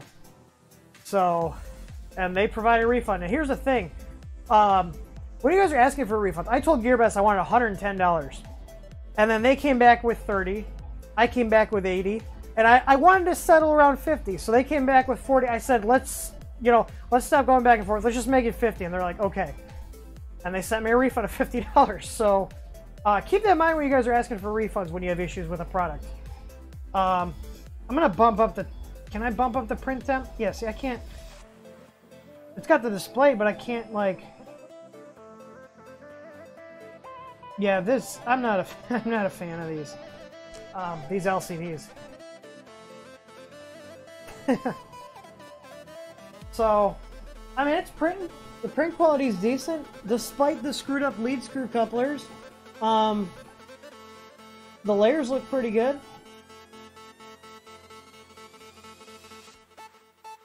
I mean, this is more of a 3D printer that's presentable in, like, you know, your living area. In my opinion, it looks nice. It's all enclosed. It's sleek. Like, you don't see much of the inner workings. All the wiring's hidden.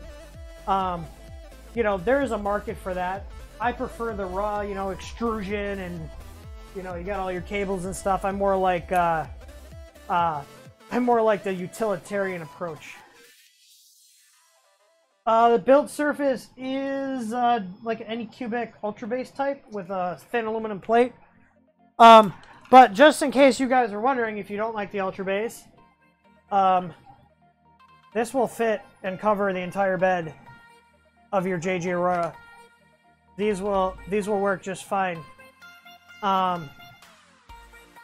These are 310 by 310, which is what this bed is. So the CR10 mats will fit the JGAurora A5. I think I'm gonna create another listing on our site for the same product, because people aren't gonna realize that they can order the CR10 size for the for a printer that's the same size bed. Most people want to buy a CR10 bed mat. They don't want to buy a 310 by 310 bed mat. They want to buy a CR10 bed mat. You know, so it's the same size mat. It now becomes a JGAurora A5 bed mat. So you shouldn't need any Magic Goo. I never use any sort of adhesives on my mats ever. I never use it. Although I have heard that Magic Goo is nice because it releases, but I don't know how it would compare to using Magic Goo on glass versus Magic Goo on a bed mat, if it's going to stick better or there's no difference. I thought I had some Magic Goo samples around here. I haven't tried it. I wouldn't call it a rough surface. It's like in between. It's like a matte surface. Like you can see, it's kind of like it's not perfectly clear, but it's not. I don't know. It's pretty slick. It's pretty smooth, but there is a texture to it.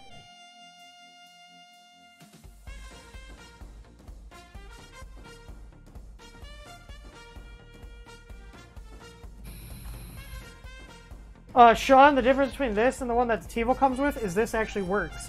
I do not like the stock mat. The only reason I have not pulled it off yet is because, one, I'm lazy. And that's pretty much it. Pet G won't stick with it. Pet G won't stick to the Tornado mat. I had a hard time. I had to use hairspray on it. PLA, I haven't tried ABS, but I don't like it, to be honest. Not just being biased because I sell my own, but this is going on the Tornado. This will work on the Tornado. Just line it up in your print area. It'll fit between the screws. But yeah, the TiVo Tornado bed mats are... I got two of them sitting here somewhere. Actually. Yeah. There. Literally, two of the TiVo Tornado ones. I'm not going to use them. They should just hang them on the wall, or... Like... Anybody want to buy them? These are genuine TiVo ones. I got two of them. $10 for both. Who wants them? Plus shipping, obviously, but these are brand new. I'm not going to use them. I'm going to put my mat on here.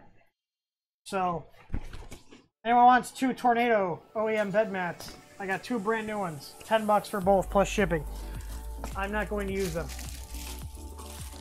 I'm not a fan of their surface.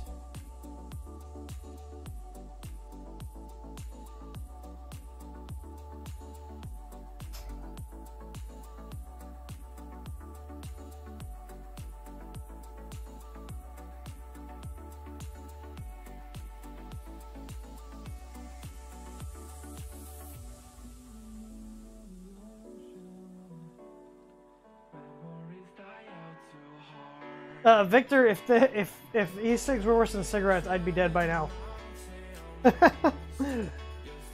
I'm not gonna get into it, but just go look up some actual studies on effects.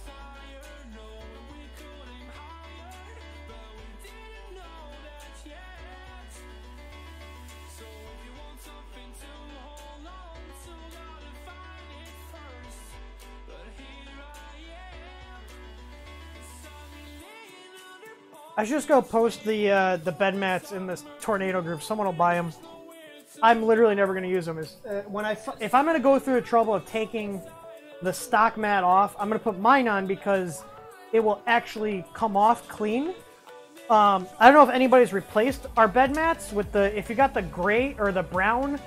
If you got the brown backing, this is our new adhesive versus the white like you see on most sheets. This does not leave any residue on the bed when you take it off, so there's no cleaning. The stock TiVo mat, and most other mats that use the 90-80 adhesive, which we used to use until I switched to this one. We tested out a bunch of different ones. They leave residue, and you got to. I think it was Bill. I was talking to you. You said there was a trick to get the adhesive off. Something. Can you tell everybody? Because I was talking to you, and you told me there's a trick to getting the adhesive off. Because I was using acetone, and I'm gonna need to. I'm gonna need to do that once I finally get around to taking that stock mat off.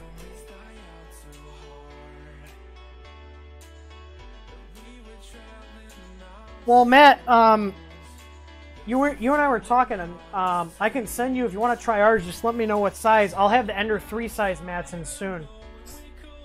So, just let me know what size. I'd love. Uncle Jesse actually did a video on ours. We didn't even ask him to, and he bought the mats himself, and he gave us a huge shout out. And like they've been selling pretty well after that, which is great.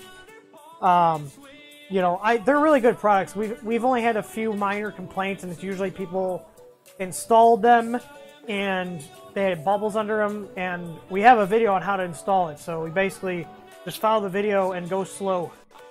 So, yeah, Bill, thank you. Yeah, coat with flour, soak with alcohol, let it sit 5 minutes, and just rub. Yeah, that's what I need to do.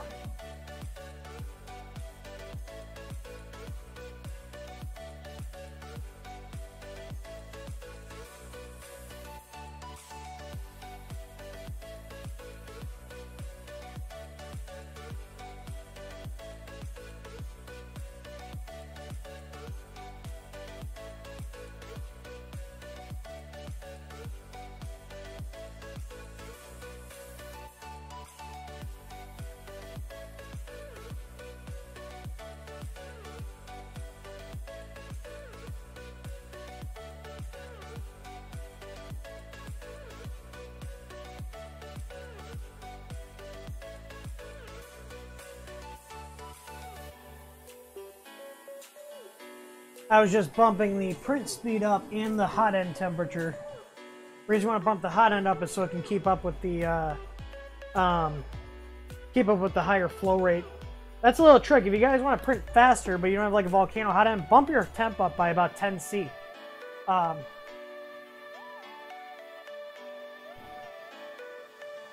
Yeah, I have two Marmobot build plates, if you want to call them. They're not mats.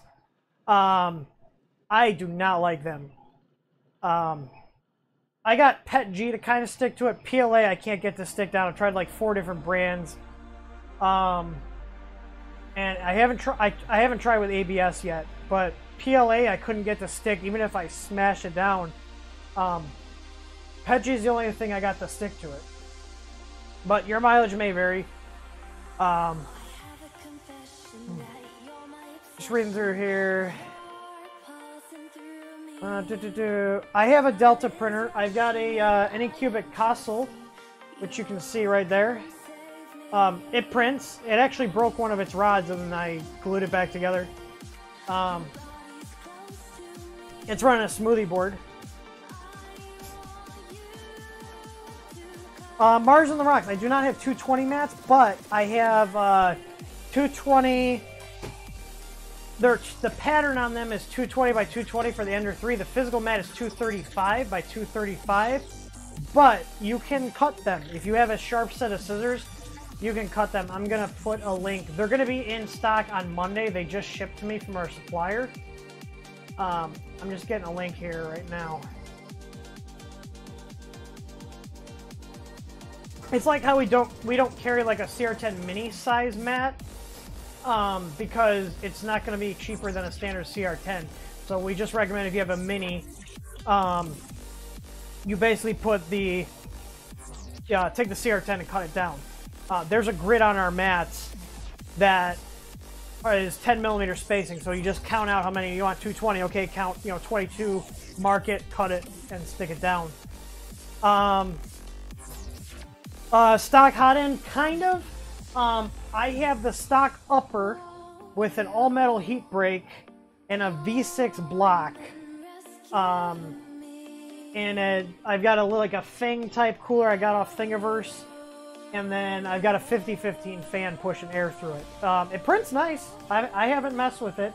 But it's essentially like a V5, V6 hybrid. And it's all metal. And I've got our tough tubing on there because that run is so long. I don't want to have too much slack in the actual bouting tube. So that really kind of tightens everything up with that long run that the Delta has.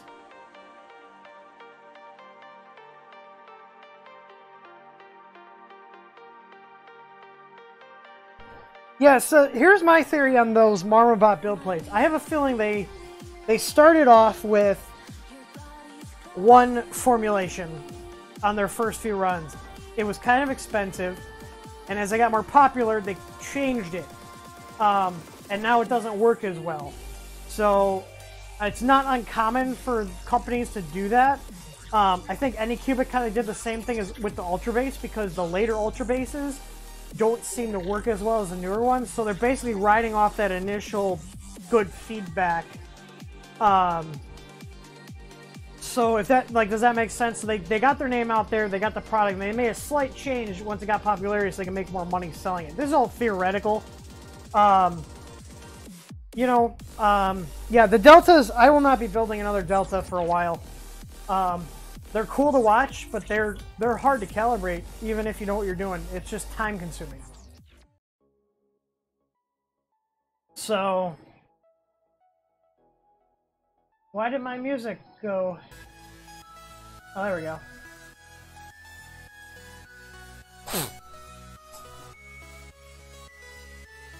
Yeah, me personally, I'm one of those people that sticks with what works. Like, I like build sheets. And I went through probably 10 different brands from, like Build Tack, Lock Build, random Chinese brands, and then I bought a small sheet from the company that makes ours. And I really liked it so much, I reached out to them to get our own sheets made. So, and that's how we have the Easy Mat now. And I found out they only sell OEM now, so they're just a wholesaler at this point. I found them through Amazon, believe it or not. But they don't sell their sheets anymore. They just wholesale to people like me that want custom sheets. I guess it was more profitable. Probably less of a pain to be shipping, hundreds and hundreds of sheets instead of, 3 here or 5 there, to individuals.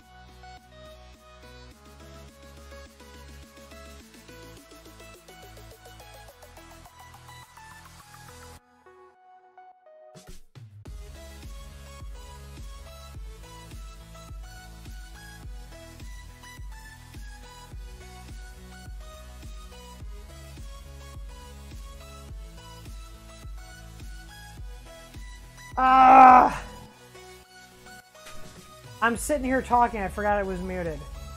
I was saying, James, I appreciate the donation because it'll go towards my balls fund because I don't think that's a business expense.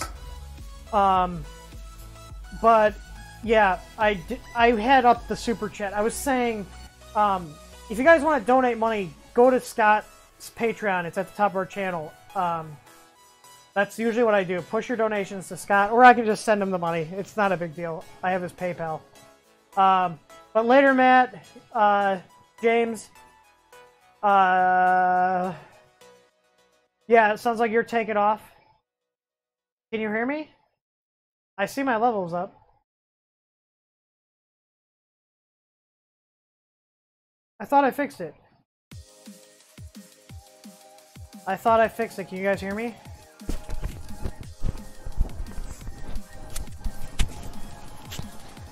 Okay, yeah, I had it muted and forgot I had it muted. So yeah, that was a thing.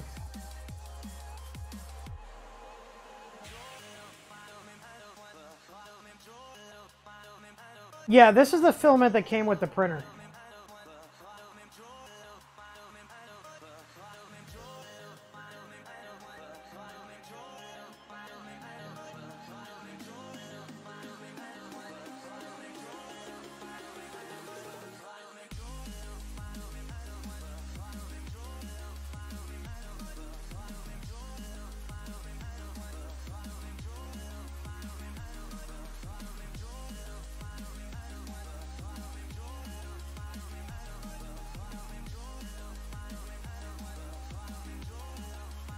So does anybody have any questions, comments, suggestions? Any cool new things you guys have printed?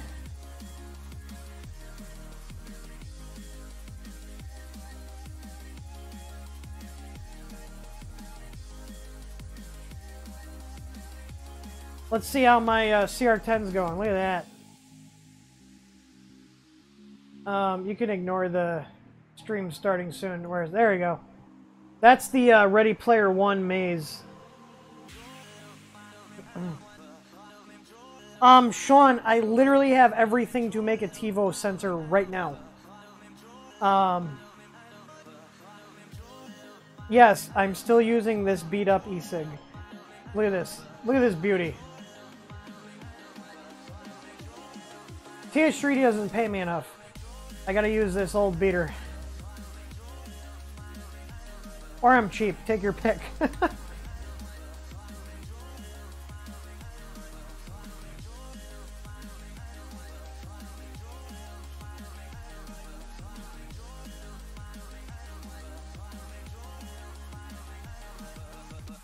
Oh, Matt, I want to do the OpenRC. I don't like squonks. They're too messy. Oh, just so you guys know, before I had a 3D printer, and I was into all this 3D printing nonsense. Where are they? I actually used to make box mods by hand. For those of you guys into, there we go. Look at that. That's dated 11/1/14. The Hack Mech. That was my company, H4K Juice, Hack Juice. And this is a mechanical. This is a car starter switch. It'll handle roughly 80 or 90 amps. And then I got a Fat Daddy 510 on here. Honestly, Carl, there's not a big deviation. People exaggerate with how much of a difference there is. I switch bed temps all the time from 60 to 80. You know, going from PLA to PETG. I don't have any issues. If it is slightly off, just baby step it. I mean, that's what it's there for. So, and my office is by no means regulated at all in terms of temperature. I have an AC unit in the corner that cycles on and off. I've got I've got a fan up top here circulating air. The AC is blowing air. My humidity, like if I look at my, like right now, I'll show you guys, just so you guys know I'm not messing with you.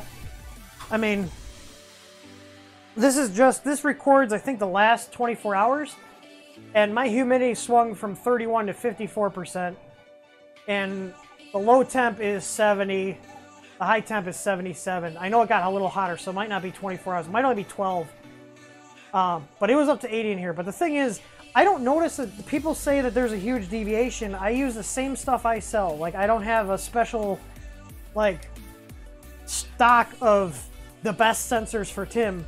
I literally pull something off the shelf and put it on a machine. I would literally have to test every sensor and, you know, with deviation and everything. I don't think there's a huge issue. And like I said, if it is off, you baby step it. I think it's just like this thing that has been spread around, and maybe on like off the shelf sensors, they're more sensitive. We have ours customized for us, so when we get them, like, I don't know if I have one laying around here. I got a big box of them. Hang on. So here's an example. So here's a kit. When we get them, there's no labels. These are done custom for us. They look like your off-the-shelf stuff. Like, we don't remove the labels or anything. Like, there's just fingerprints on here. There's no residue. I got a box of them sitting down here. Here, just so you guys know I'm not BSing you. They come to us like this. There's no labels because they're our own custom part. They're just in the 18mm form factor. Like, you know, we have to label them ourselves. We label them after we test them. So that little label, if we see a label on a sensor, we know it's been tested and put on here. So, yeah. As far as I know, we're the only ones that are actually getting customized sensors done for us. So, you know, there's that. For editing the mesh, I personally have not edited the mesh, James. Scott, are you still in here? I know you'll know what Marlin function it is, because you can edit, you can make a mesh and edit it. I want to say that's for use with UBL, but I thought you can tweak individual points on a mesh. I don't know off the top of my head because I've never done it. I just use the same instructions I give I give everybody. Oh, also, since we're talking about the ABL kits, I am going to be changing how we're doing things. We're going to be combining all the manuals and everything for the we're going to be combining the manuals into the package that comes with the firmware. I'm going to keep the firmware on GitHub for, you know, the foreseen future. We're not going to stop updating on there. But Creality is not going to not make their bed leveling kit. So what I have to do is, you know, basically give people less incentive to go with the competition, and that incentive would be the nice little package we have with all the mounts pre-configured, with all the files, everything organized, the IDE preset up, all the hardware libraries. What else is in there? There's a bunch of STL files for doing tests, SKU correction, basically stuff that takes me a lot of time to compile and make organized. That's all going to be on the customer-facing side. The firmware will still be out on GitHub, so if people want to download it, they can. But that nice package is going to end up being on the next release. Is going to be customer only, and then we'll have just a stock one on our website for people that have a stock machine. Basically discourage people from basically using us for everything but the hardware. Because otherwise we'll be out of business if that's the case. So, you know, kind of covering our ass here. And, first time I swore. Dang it. And I'm sure we'll get hate for it, but I'll take some hate over having to close down shop. I could be overreacting, but I kind of need to, you know, I need to basically, you know, protect our company, you know, because our big thing is support. And if anybody can then go get, you know, our documentation on how to set up the sensors, all the little tips and tricks that I've taken the time to document, you know, and people are getting the Creality one, or, you know, the guy over in the UK that sells his. I've literally seen people in the Facebook groups and Reddit who bought the competitors' kits linking to my documentation because their documentation is not up to par. So that really rubbed me the wrong way, that, you know, they're essentially just making the hardware and utilizing all the time I've spent on our documentation. It really sucks. It really does. And I'd like to not have to lock any of that down. But if this is what's happening and this is how people are going to be behaving, then I got to do what I got to do. Sean, source code for M3 is supposed to be coming soon. Yeah, they said June. So I'm gonna make sure that they get held to that. They haven't fallen off the radar. I gotta go back and basically check base on everybody that's been involved in the GPL thing, because we've been trying to get a hold of ANET. ANET is not ANET. We asked ANET for the source code. ANET said message your AliExpress reseller. Well, I bought my ANET back in 2016, and the reseller basically told me to pound sand because I bought it over a year ago. GearBest told me, because they sent me an E10 for review, GearBest told me to contact ANET. ANET told me to contact GearBest. Just a giant circle jerk of back and forth. So I have a feeling ANET's going to be forever on the naughty list. And personally, I don't care about ANET anymore because I feel like they're irrelevant. They're not keeping up. They're going to learn that, like, that would be the one saving grace. Like, if ANET went open source, they could at least have that, and maybe, you know, maybe then get a push because they're open source. People like supporting open source stuff. Yeah. So, but I'm not a fan of ANET. Was my first printer. I have fond memories of it, but you know, they've fallen behind. Their E10 was okay. Their E12 is just really bad. Yeah. So I don't know. I'm not. It's really bad that ANET. You know, it's like I'm being like, you guys need to release it. Just so you know, Creality's complied. JGAurora's complying. Anycubic's complying. All these other companies are falling in line and doing what they should do. You know what I mean? So yeah, Tronix Y, I haven't even tried contacting them. I have a feeling they're going to be the same story. I can't even really find any contact info for someone at Tronix Y. It took me a while of digging and cross-referencing to find ANET. I did find an ANET reseller that's kind of like what Hicktop does. Like, this is a Hicktop branded machine, but JGAurora makes it. So there was another company that was like that. I messaged them. They haven't got back to me. They legally don't have to give me anything because I'm not a customer of theirs. So, yeah. TiVo, surprisingly, despite their shortcomings with their machines, I mean, personally, the Tornado electrically is garbage. The power supply is terrible. The solid-state relay leaks a ton of current. The board has salmon skin issues. From a person that makes accessories for them, the power supply and the solid-state relay are bad because if we have poor power going to our kits and the solid-state relay isn't clamping that AC voltage as good as it should, the sensor doesn't work as well as it should. And there's a huge fluctuation between either people have no issues with it, depending on what batch they ordered from, they got better power supplies, better solid-state relays, versus some of the other ones, like both of mine Well, actually not both of mine. My green one that I have here, I had to replace the power supply and the solid state relay to get my kit working. Because it just wouldn't. I was getting too much leakage. There was almost 10 millivolts of leakage on the solid state relay, and the sensor was picking up that AC current. The new one I have on it is less than 1. I had to put it onto I had to hook up my Siglent.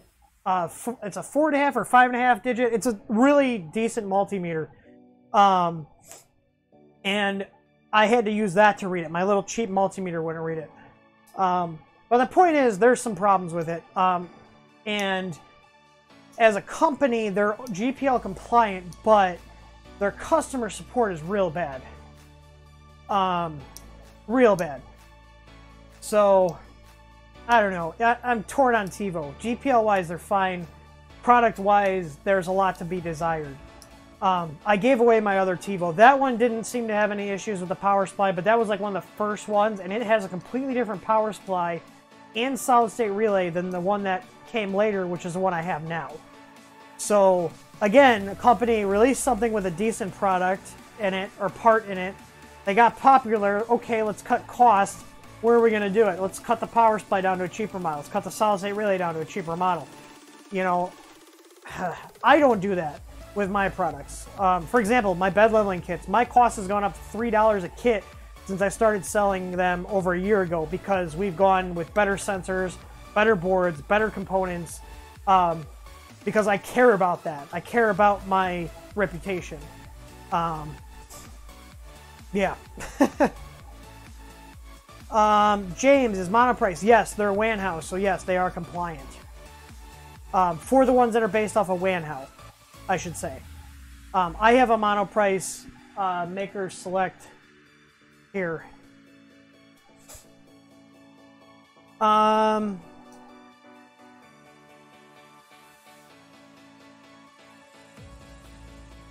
Sean, basically, the easiest way is if you have one of my bed leveling kits and you are just getting all sorts of crazy standard deviation, it's more than likely the combination of the PSU and the SSR. I have a handful of them here. I went and bought a bunch of Meanwell power supplies that are a direct replacement. It's the NES-100-24. They're about $20 US. And then there's a solid-state relay I'm assuming makes called the MS SSR20. It's actually mentioned on the product page. If you want a cheaper one, GoLander USA sells a 25 amp one that's a Mager brand. I've tested it with that one and it works great. I run the Masumi ones because the Japanese ones are a little more reliable. They don't get hot at all. Yeah. Justin 3D, what filament sensor are you talking about and which printer are you trying to put it on?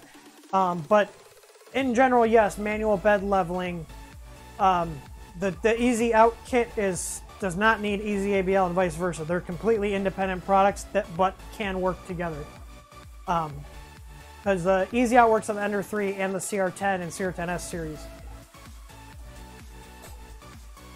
I might be able to adapt the Easy Out to the Tornado, but because the Tornado has extra pins, it's kind of redundant to use the adapter board. But from me stocking product standpoint, it's easier because I only have to make one product versus if because like my filament sensor, I can build a little wire adapter that would flip around a couple of pins to make those sensors work with the MKS boards, or I can just keep shipping the same thing. So I don't have to have two products. Does that make sense? So I don't have the Easy Out with the board and then the Easy Out with a wire harness.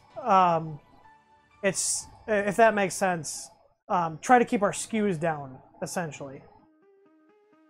Yeah, you do not need the Easy ABL. You can use manual leveling with it. Jack, if you look on the TH3 site, there's like a zip file that is literally just, I went through my computer and grabbed any start, any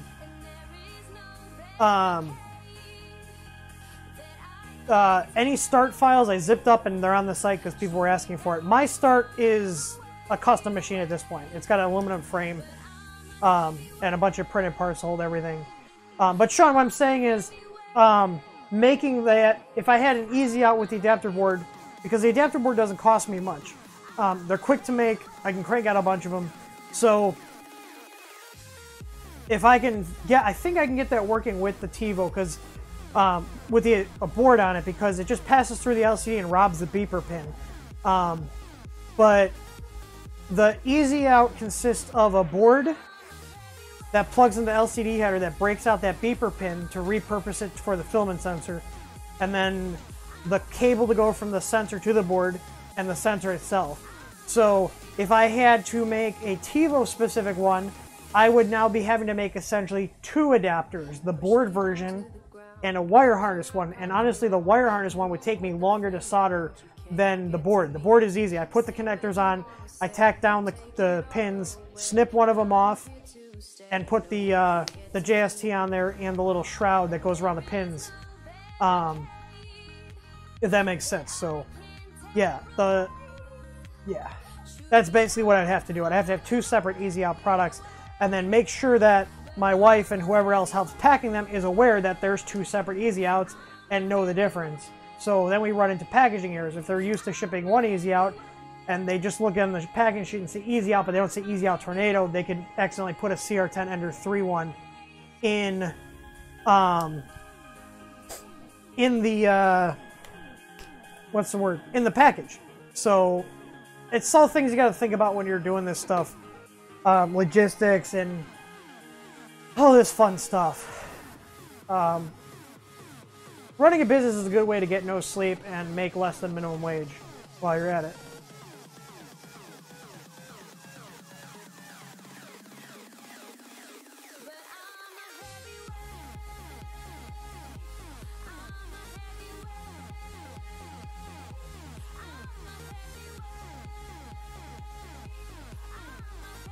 Well, I have mine, so that little adapter cable I was telling you about I can make, I have that on a couple of my machines here. So I have the same sensor I sell, I just don't have the adapter board, and I have it on one of the extra end stop plugs. But it took me, I was trying to gauge how long it would take me to make them, and to have to put the JST plug,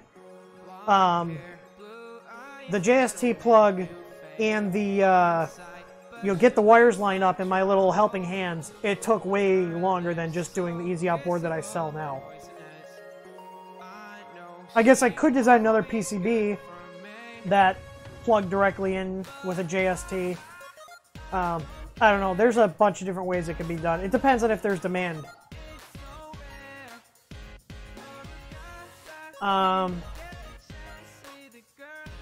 Yeah, I should put a feeler out and see, because it'd be 20 bucks if I did it just like the easy out when you have now.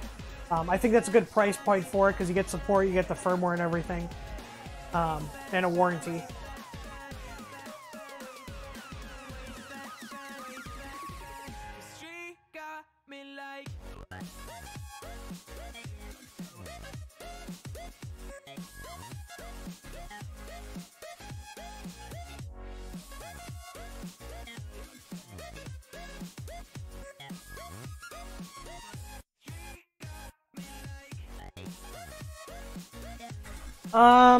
Just in 3D, can you run a bootloader on a stand-up Mega 2560 instead of the Uno?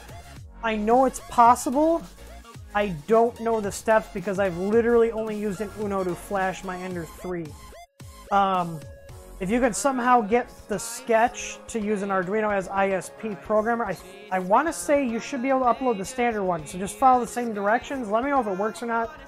I haven't personally tried it, but I think there are different steps.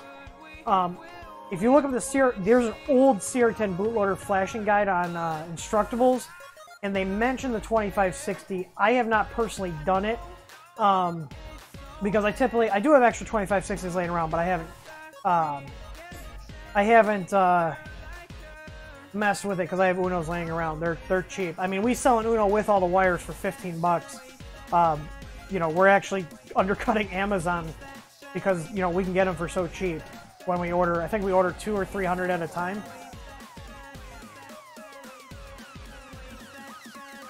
And if it looks like I'm not looking at the camera is above the screen that's got the chat, so I'm like watching the chat here.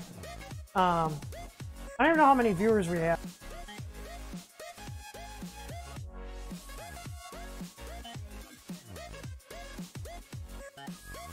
We got 32. So, I've got a couple of the prototype Easy ABL mini kits floating around here. They've got some like extra glue residue on the top where the cap was put in, because they were I had my factory make me a batch, I think 15 of them, just to test them out. So it was like their first run. They don't typically make the 12mm size sensors. It's basically our 18mm, same electronics, just a smaller PCB in the tip, and the adjustment is on the side. So they basically took like their 12mm inductive shell and we're using it with the capacitive technology. So that being said, I've got some kits that I can't sell because they're not visually up to my standards. But if you guys don't care, I'd be more than happy to give some away. Yeah, Victor, I put a link to GearBest down in the video description here. So if you guys want to support me, if you buy a printer through the Amazon link or the GearBest link, you guys are directly supporting me, and pretty much the affiliate money goes right back into buying other buying these printers. So let me get, I have a form here from the last one. Let me see if I can like duplicate this. Forgive me, I'm a noob when it comes to Google Forms. I'm setting one up right now, so I'm gonna mute my mic and get this set up. So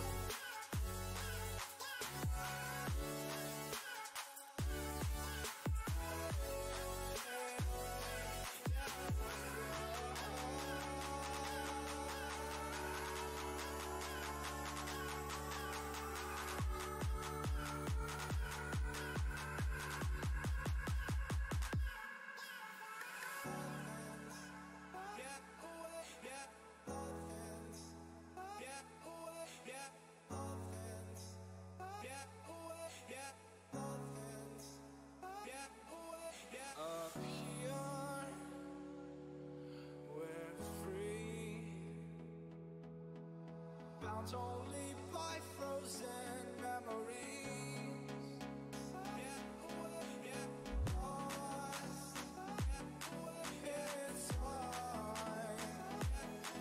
all right. I don't have any credit card bills to give away for you. Yeah, where the heck is Tor? I'm gonna message him right now. All right, guys, put your name and email in here. 1 entry per person. If you put more than 1 entry in, you are disqualified because I then have to go and delete your entry. So 1 entry per person. Put your full name and your email address in. Victor, yes, the last stream was the AlphaWise U10. It's a great little machine, or a great big machine. It did have some issues, but I'm willing to look past them because 1, GearBest gave me a partial refund because I bought the machine, and 2, you cannot beat the price for what you get.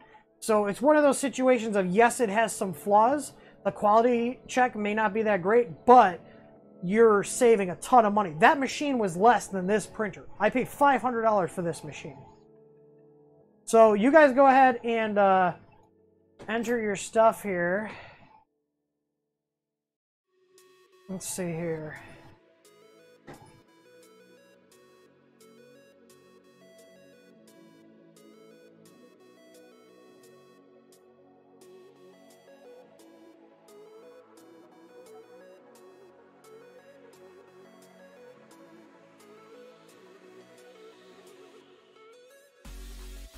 No, I did not. It pisses me off. If I'm giving away something and people think they're smart, like, oh, I'm gonna put 2 entries in.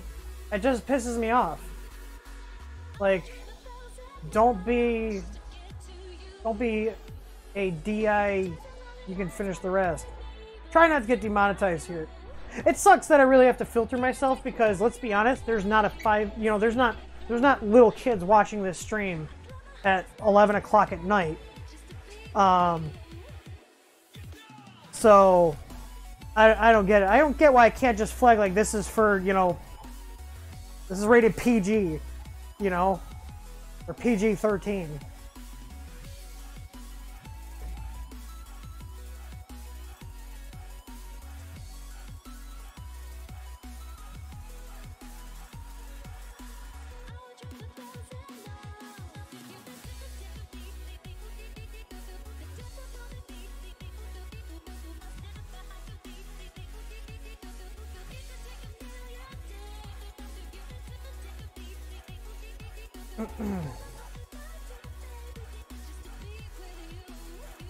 Yeah, Sean. Yeah, there's a lot. You know, I'm debating just removing the post in the CR10 group about Creality knocking off the implementation. For the record, people were complaining that I was complaining about Creality coming out with a bed leveling kit. That's not why I was complaining. I was complaining about the way they went about it, which is exactly the same way we did, and we were the first ones to do this, which is the three-pin JST to easily connect your ZN stop on their machines to the board, and a separate power adapter. As far as I know, unless someone can give me a link, no one else has done that, because most of the ABL stuff has been directly wired to your power supply or do it yourself. So I'm just a little peeved that, like, I've directly helped them out by finding the issues with their boards and the 5-volt regulation on the 2.0, 2.1, and the 112 boards, and, you know, then they go and directly rip off our product. So it's kind of like, I just want to be like, you know, screw you guys, and I'll be damned if I'm going to have all my stuff out there that helps make our products easy to use, which is the whole point of them, is the support and documentation. Like, I gotta, like I said, I've got to do what I feel is necessary to protect my business interests. You know, like it or not, like, I run a business, you know, and the business does a lot of good for the community. We put out a ton of free stuff because we care about the community. But at the end of the day, I have bills to pay. And if, you know, people are going to go, okay, well, buy hardware from another guy and use all of his documentation. And I'm not even talking about the firmware. I'm talking about documentation. Use his documentation because the company is just going to sell you hardware. They have no support. You know what I mean? It sucks. It really leaves a bad taste in my mouth. And I wish I could leave it open. So, yeah. But anyways, let's do this giveaway here. I'm gonna post the link one more time. It's my clock says 11:33, so in 2 minutes we're gonna do the drawing. So get your entries in. Only enter once. James, if let me put it this way: if our sales, the Easy ABL takes up our most time support-wise, assembly-wise, testing-wise. Overall, Easy ABL takes up like 70% of our time. If I am no longer spending that time on Easy ABL, I will have plenty of time to make a machine, and it will be heavily influenced by the CR10 because, well, eye for an eye, right? You know, I do think it's a good design, so I'm going to improve on it. It's not going to be a direct copy. I'm not going to have a control box, I'll tell you that. I will get rid of that control box. I hate the control boxes, you know. I would honestly go with like Titan extruder, bed leveling, filament sensor, a board with a socketed stepper driver. So, you know, we'll have options, A4988s, 8825s, TMZ 2208s, whatever you want. You know, check a box. You know, come with either, you can do like a V6 with a Titan, you know, or Titan with a Volcano, or Titan Arrow. I would end up doing solid bed mounts right off the bat. If we stuck with the V slot with the wheels, you can bet polycarbonate wheels out of the gate. None of this cheap Delrin stuff. You know, the nice plum couplers that I like so much. You know, 50-15 cooling fan. Basically everything that I do to my machines, it's just like, okay, here's a printer. Set it up and use it. All the mods are done to it. It's all going to be hand built, tested, you know. But I think we'd be looking at a price point because I'm going to have all the parts cut in the U.S. I'm going to have anything that I can have made in the U.S. is going to be U.S. made because I want the tolerances to be, you know, dead nuts. I think I would probably come in around the $1,400 to $1,500 range with a full warranty, support, everything. So, because I feel like there's this gap between like $500 machines and like $2,000 to $3,000. There's nothing really in that center. So, that's just where I would ballpark. Because you got to figure, it's probably going to take me 3 to 4 hours to build a machine at least. You know, plus all the printed parts, all the testing, the wire management. I would have to build a couple. I actually have a CR10S that's brand new sitting in my living room that's got genuine E3 Titan Arrow sitting there, pancake stepper, bed leveling, Kinovo bed, the Misumi SSRs, Meanwell power supply, CR10S board. It's a fully loaded system. It was supposed to be a customer build, but I haven't had time to do it.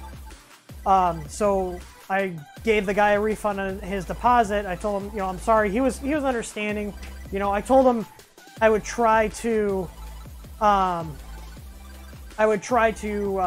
get to it, but there was just so much stuff going on. I was, you know, he was getting impatient, rightfully so. And I was like, I'm sorry, I can give you a full refund, you know, or you can wait. So I've got literally like a, you know, $1,000 build sitting in my living room that I haven't had time to finish. It's literally a pile of parts right now. It's about 75% done. Yeah. So it is now past 11:35. So let's go ahead. I'm gonna cut off the responses here. We're no longer accepting responses. You guys got 10 seconds. I'm cutting the responses. All right, 3, 2, 1, and we're done. All right, let me pull this into Google Sheets here. Who put their name? Someone put... Oh, you know what? It's I have the old responses here from the last drawing. Let me delete these.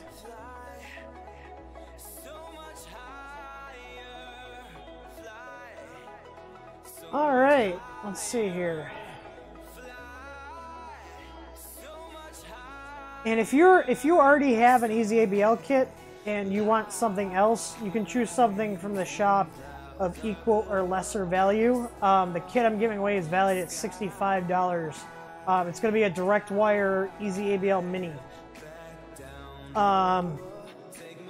Sean has asked, what size motor? The one that Corelli selects is actually pretty beefy.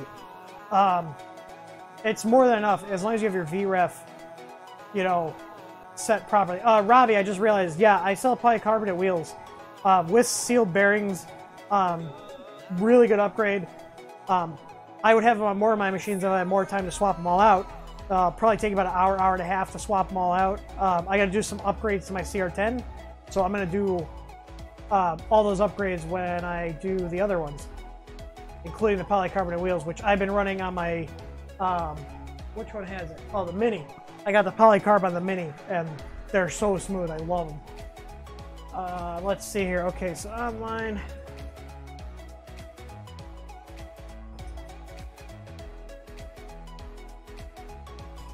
Random name picker, that's what I was looking at. Alright. So, because I know everybody likes to complain about rigging and all this other stuff. Alright, here's our name picker, okay? Alright, we got all our names in here. We have 20 entries, okay? See them all? And this is for the EasyABL Mini Kit. And we're going to go 3, 2, 1. Best of luck to everybody. Go! And Harold Ronald, you are the winner. So Harold Ronald, you get your choice of an EasyABL Mini Kit or something of equal or lesser value from the site. If you're in the U.S., I will cover shipping. If you're outside of the U.S., we'll split it for you. So depending on where you're at. If you're in Canada, sometimes Canada's only like $9, $10. Versus, I mean, the U.S., I have to spend like $3.50. So.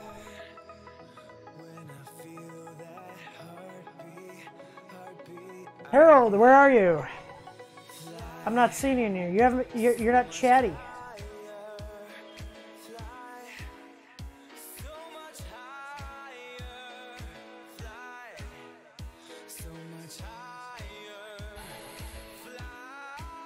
Perfect. Harold, I'm going to send you an email. Send me your...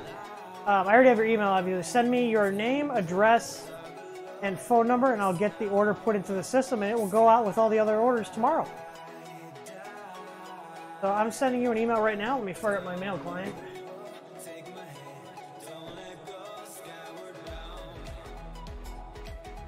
And this cat is 75% done.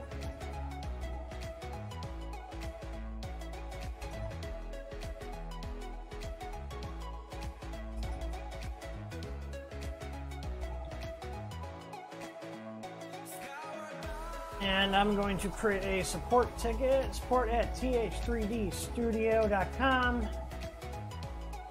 You will get an order number and everything for the record, so if you ever have to contact support, you can give them that order number just like any other customer. And sent. You should have an email from me.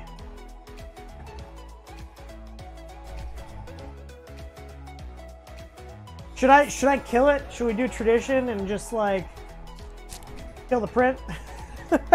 I have never printed a Decapicat. We are getting shirts in the shop soon. Oh, I'll just tell you guys now. So we're teaming up with Merch Minion. They're gonna be like 15 bucks a shirt. What we're doing is they're gonna basically make them. They drop ship. It's a great deal. So basically, they have a set price. We can price it however we want. Yeah. So we're gonna do not just branded shirts where it's our logo. I don't know if you guys noticed, I'm wearing a Welcome to the Oasis shirt from Ready Player One, which was an amazing book. The movie was really good. If you haven't seen it, go watch it. But the I lost my train of thought. Oh, shirts. So we're gonna have one with just our logo on the front, just the logo with TH3D. All right, you want to see? Oh no, we lost our print. Oh no.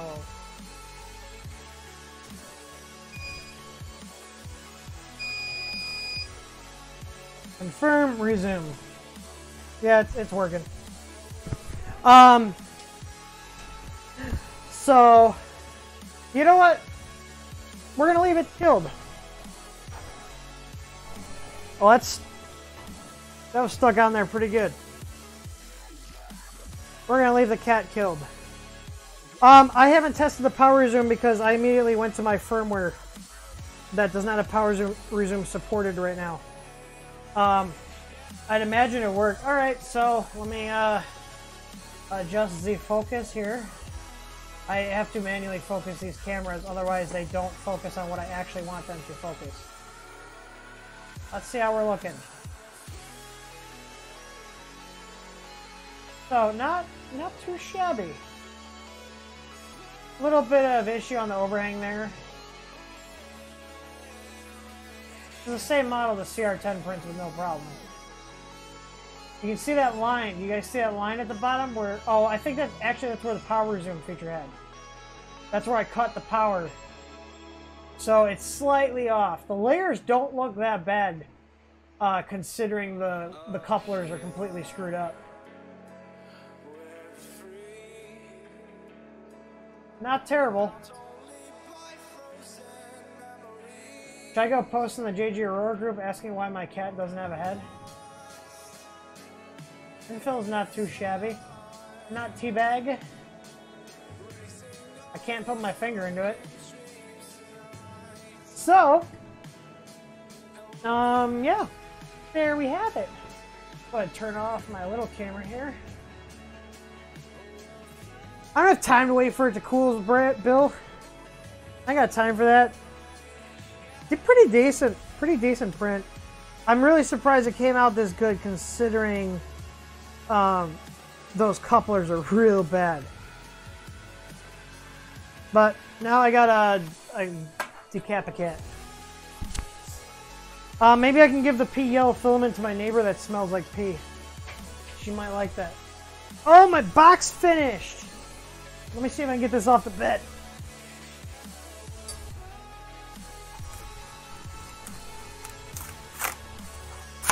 Ha ha! Can you guys hear me okay? Hey, it's a box! I printed this on my Tornado. Bam! Literally a box. That's all it is. PLA. And now I gotta print the, what do you call it? The lid. Which shouldn't take too long.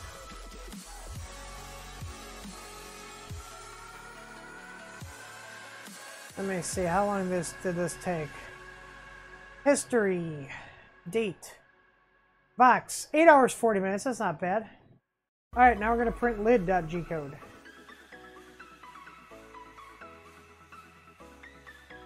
Alright. So, yeah. Good print off of the JGAurora despite the issue with the couplers. I'm really happy with how this box came out. This is actually some old Ziltech. They told me not to send back the clear. And I had one clog before this. This is the second time. I'm replacing the Tornado's hot end, so I don't care if it damages it. But it clogged on me about halfway up on the last one. So I cleared the clog, put it back in, and finally got a box out of it. It only wasted like a third of the roll because of the clog, but I figure whatever, it's going to get thrown out anyways, might as well try to print with it.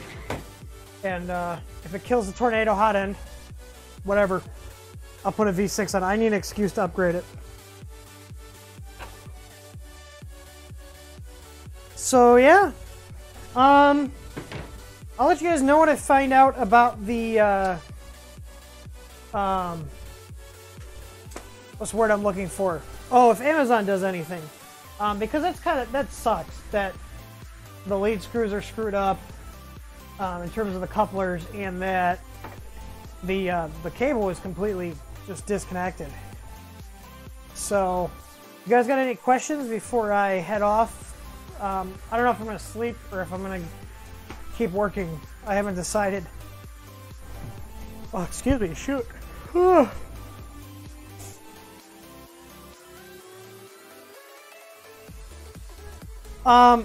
I don't know what's going on with that person in my building. Just so you guys know what they're referring to, there's a person in my building whose unit literally smells like feces, and it stinks up the whole first floor, and it's disgusting. I'm actually going to be calling the health department of our village tomorrow. It's that bad. Yeah.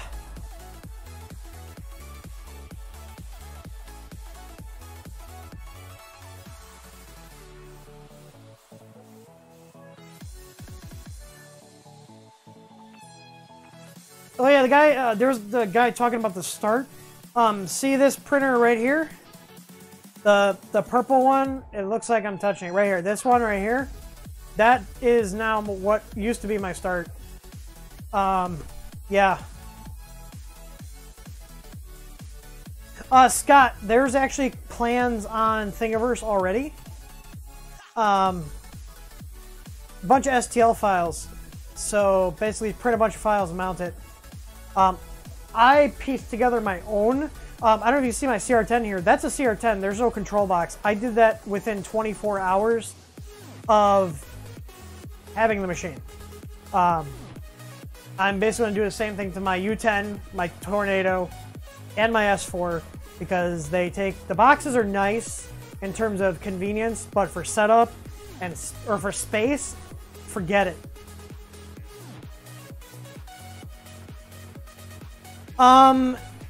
Yeah, well, Scott Latine, who's in the chat, who just commented below you, he's the project manager for Marlin, which is a fancy word for code janitor. You see some of the stuff he has to clean up. Once it's in Marlin and working, which I believe it is, and once 119 is out, then I will be merging it into unified testing and then pushing out to everybody. So, yeah, and then likely once I have the new unified that's built on 119, then we're, like I said, we're going to be just pulling down that free package with everything in it and making it customer only, because I don't want Creality using our resources to sell their bed leveling kit. If they weren't doing a bed leveling kit, then I wouldn't care, but I got a guy in the UK directing people to our documentation and our nice package with all the STL files, firmware, IDE, all the stuff we spent a lot of time on.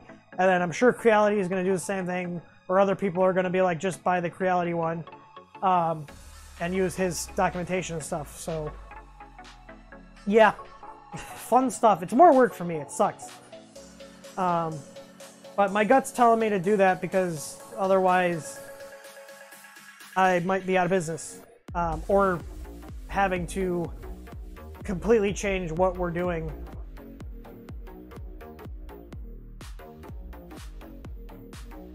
Not too bad of a print.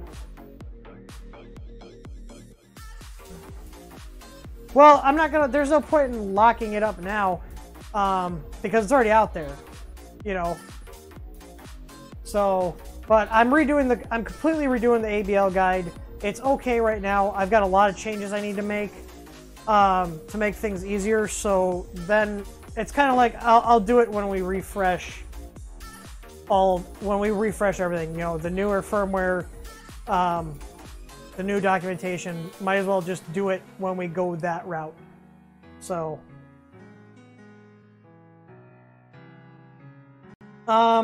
my start has it doesn't have a print on the bed, but I have no way to get the camera up there. So yeah. Anyways, I'm gonna get going if nobody has any other questions. Yeah. It's not printing anymore because I killed the print because I wanted a headless cat for Creality Tradition.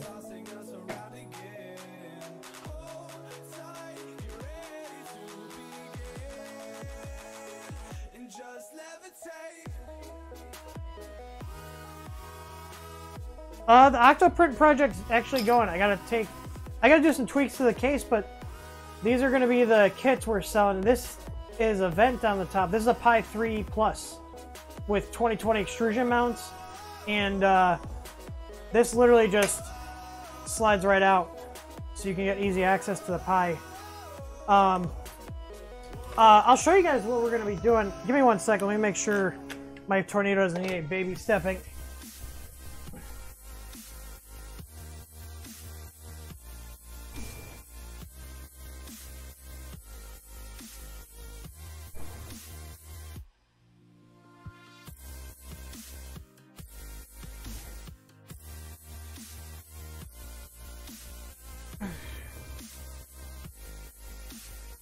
I think we're good.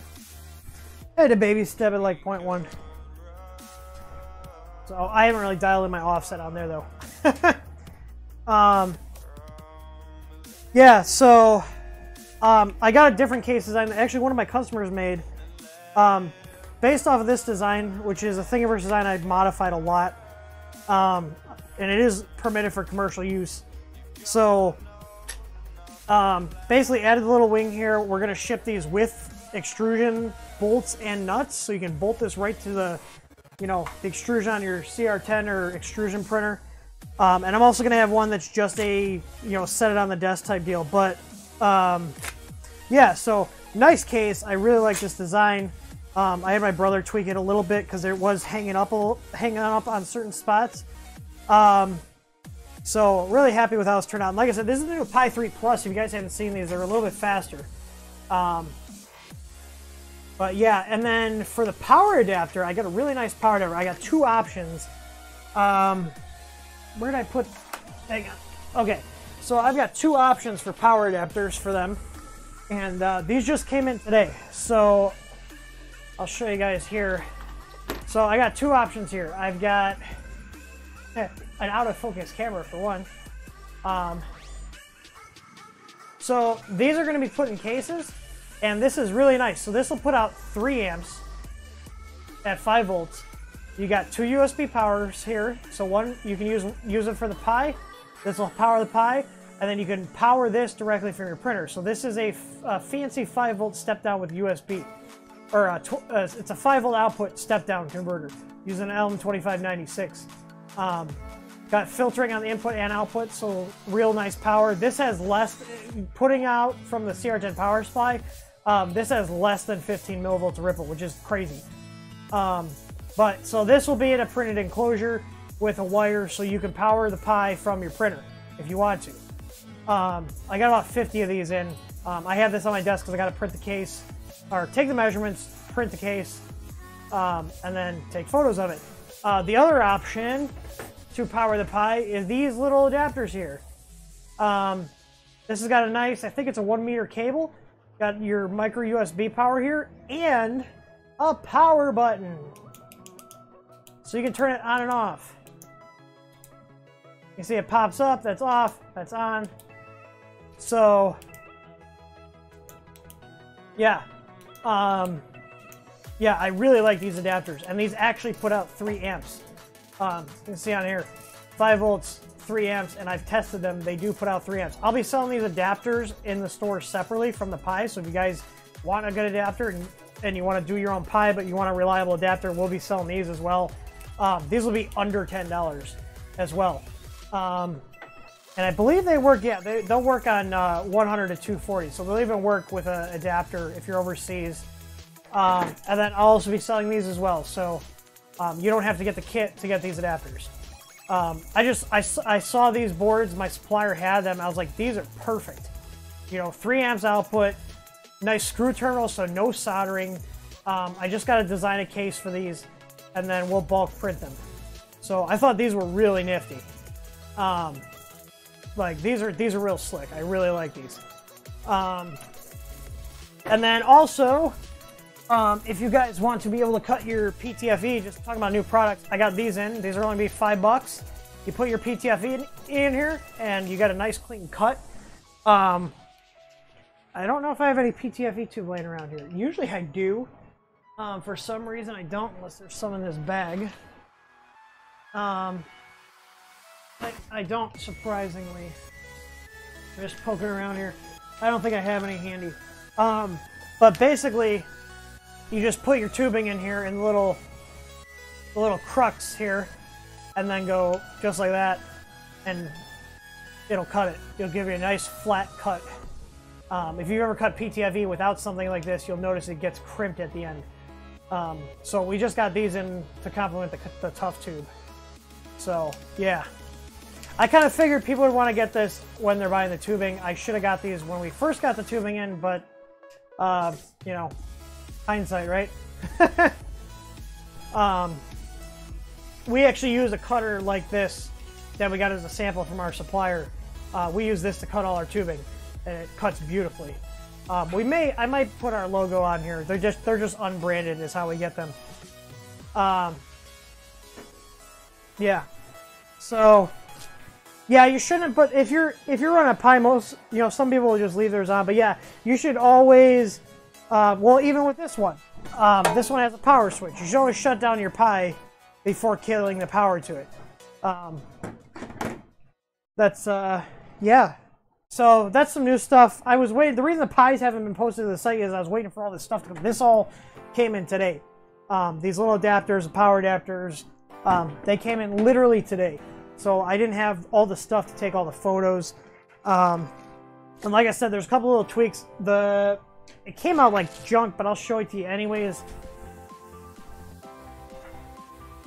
This other one was printed in clear PLA. I was trying to see how well this would print in PETG, but it was real stringy. But these are going to be, this is like the final design. So as you can see, there's vent holes. They didn't come out very well. I printed this on the Tornado and the PETG profile is not dialed in. But it's going to have, it's going to look like this. It's going to say TH, it's going to have our logo, say TH3D, and these will double as vent holes. And same kind of design here. Just slide it off. You can see, I don't have my profile dialed in on the Tornado. It was not happy with this, but I was just trying to see how it worked. But again, nice thick, like mounting corners. So these are not gonna break off. Even on the PLA one here, this is just some clear PLA. Super sturdy. So, and this was actually done with infill, not on the model. So, but I'm not sure how I feel about this. Which is why I'm going with the one like this, where it's got the logo, it's a little more solid, and it looks cool. I'll also be posting these STL files to the site, so if you guys want to make your own, feel more than welcome to. Yeah. What's ESP3D? 3D Gusner, what's ESP3D?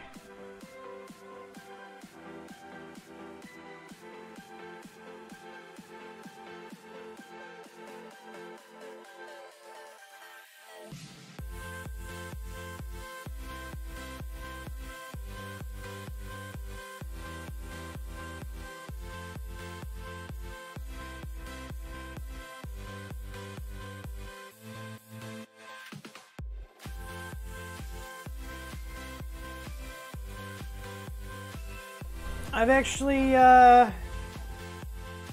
never heard of those. Let me look that up. ESP3D.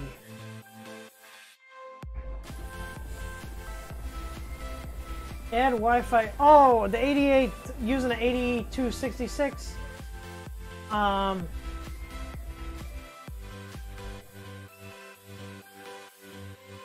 Let me see. I think that's a little it's like a little like less horsepower than I like. Yeah, I'm familiar with these modules.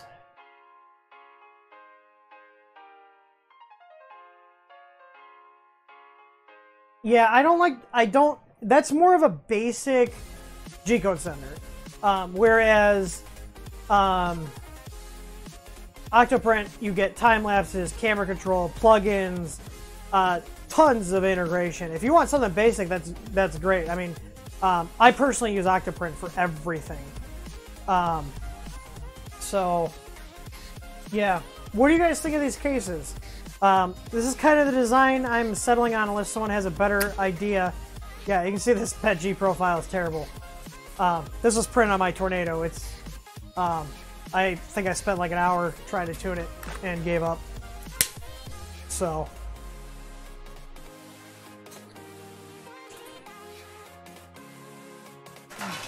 Oh, and also, just so you guys know, every kit we sell, we are making a donation directly to Gina, who runs the Octoprint project. And they're going to feature our company on the website for an authorized, like, official Octoprint reseller. Which would be good, because I don't want to just be one of those people that, you know, takes the open source projects and doesn't give back to anything, like some people do. She said, we're the first company in North America that has willingly offered to donate them to her project per sale, period. She said there's other people overseas that have, but no one in the US or Canada or anybody in North America has offered, which is terrible. Like, I get it, it's open source, you don't have to, but I don't know, I feel like it's wrong. Like, why wouldn't you donate to the company or group, organization, whatever you want to call it, that's literally making that product possible? Like, I don't get it. Some people are just super selfish, you know, we'll just build it into the price.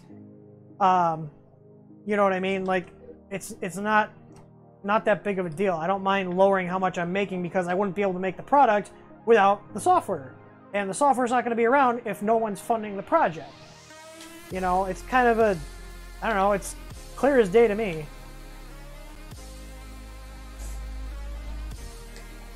What's CHIP? Marcin, we will have a list of all the plugins we're preloading onto the boards. I am working on a plugin on my own. It's not stable.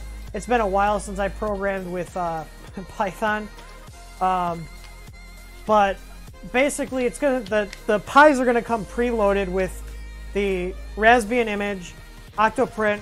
The OS will be updated. The Pi firmware will be updated. All the plugins will be updated. So, as of the time when it ships, it's going to be up to date. I'm actually trying to set up a server here that the Pis can report back to.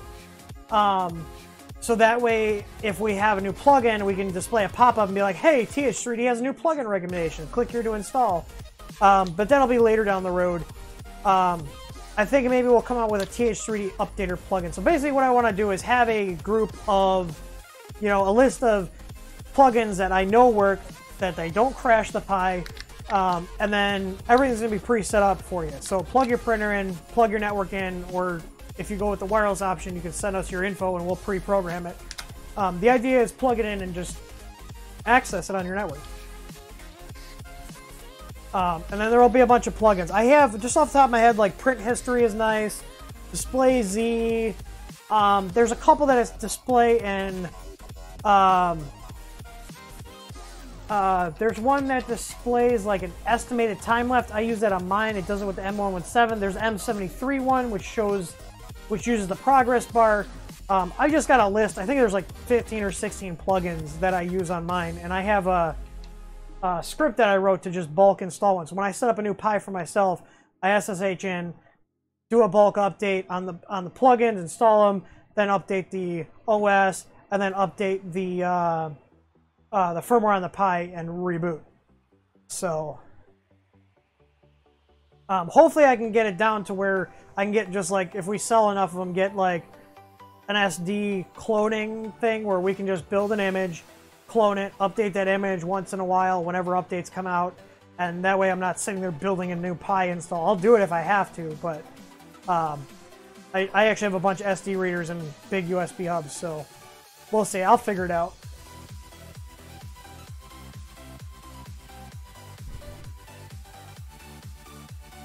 I thought the Ziltech clogged on the tornado again, but it's clear, so it's hard to see.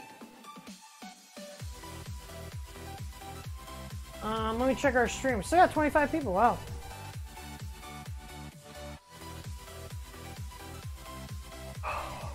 Alrighty. Well, I feel like I'm either gonna go to sleep or get my second wind.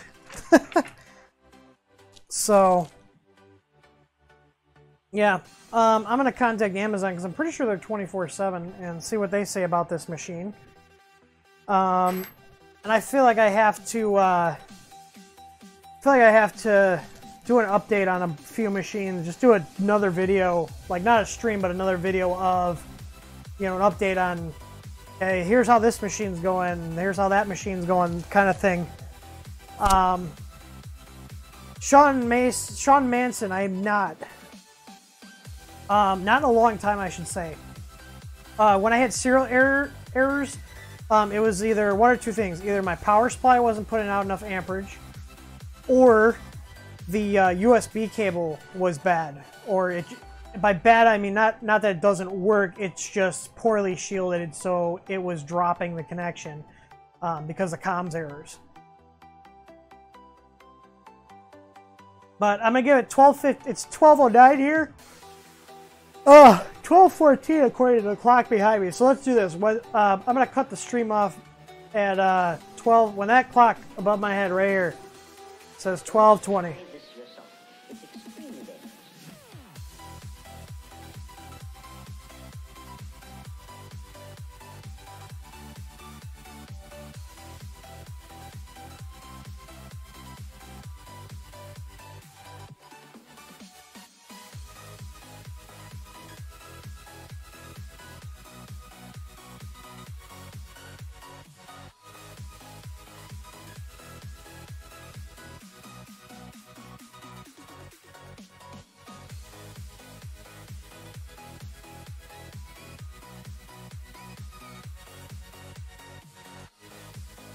I don't know if you guys can see that, but those of you who have been following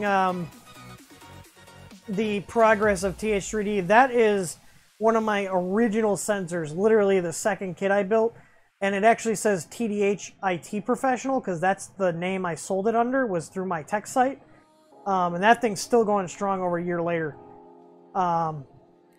That's why it's got the orange tip. That was actually an off-the-shelf part, and I was rebranding. So, but she's still going. It's actually from the same company that makes our current sensors with a few tweaks. Well, our new ones have a few tweaks, I should say. The old ones are just standard part numbers. But they worked pretty well. So, seems like everybody's all good. So I'm gonna wrap this up. I appreciate everybody joining me. Thanks for stopping by. If you haven't subscribed, please subscribe now.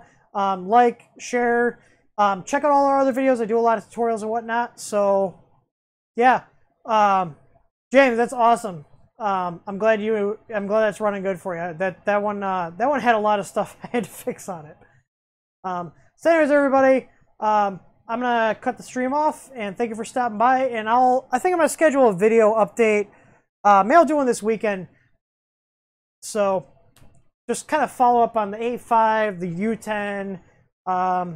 Ender 3 doesn't really need any following up. It's a good machine. So, all in one, I'll have to I'll have to go and look because there's a few of them.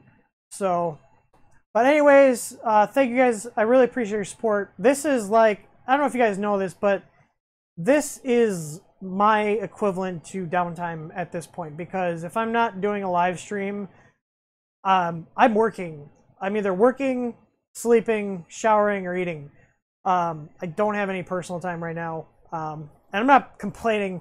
I'm just letting you guys know, like, this it means a lot to me that people are willing to come in and watch and participate and enjoy the info I put out and just, you know, come and hang out and BS. I really appreciate it. I really do. So those you guys, I know someone gave me a tip. I don't want you guys to tip me. I don't want you guys to donate to me.